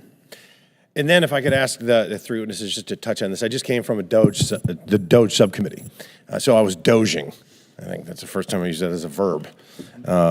But, you know, how do you all think the DoD can reform the acquisitions process to accelerate innovation, to deploy critical technologies, and really, honestly, just become far more efficient and give the taxpayers more bang for the buck? If you want to start, Mr. Paxton, and go to your right, that'd be great. Thank you. Well, if we're going to look at acquisition reform, which I think we should do, I think this committee's all about that, and we have some proposals, both the House and the Senate. We really have got to get serious about the level of oversight, the volume of our contracts. You know, when we're building something relatively simple, we're still dealing with 4,000 to 5,000 page contracts. I don't know if that's efficient. I do know that's not efficient. We should be streamlining our acquisition and contracting process extensively. Mr. Norquist. So one of the things I'd point out is, you know, we've had studies on the acquisition, we've had studies on the budget. Where we haven't focused is requirements. One of the challenges is if I write, and this is a tradition of the department, very specific requirements, you are going to have to build to that solution. And as the United States, we have a very innovative population, we have an innovative industrial base. So trying to use central planning and be better communists than the Chinese is not going to get us to the solution we want. The place you get disrupting big savings is when somebody says, I don't need this widget. I have this problem. I need to sink a ship at sea from a distance. I need to come tell me how you might do this, right? Because otherwise you get very incremental changes, you get cost plus contracts, and the person who comes in with something that cuts the cost in half, well, that's not a very welcome solution. It doesn't generate revenue for you. It doesn't meet the contract. So you want to really open up to disruptive, innovative ideas. And we've seen this is what happens in the private sector. Somebody comes in and finds a way that does something that others do for half the price, and they just do it differently altogether. And then all of a sudden that takes off, other end companies enter, and then the price comes down. But we really have to be careful in our requirements process not to handcuff the solution, but to open up where you can. Now, some parts, it's got to be a widget, it's got to fit exactly in here, that's fine. But if you're trying to open up defense, what's the problem you're trying to solve? And let people bring you some very radical solutions. Great, thank you. Mr. Fanning, you want to bring us home? I agree. It starts with the requirements. Bring industry in as early as possible, and bring the warfighter in as early as possible. The one that's actually going to use it. Field things. It gets improved more and faster when you get it into the hands of the warfighter earlier and let them figure out how to make it work.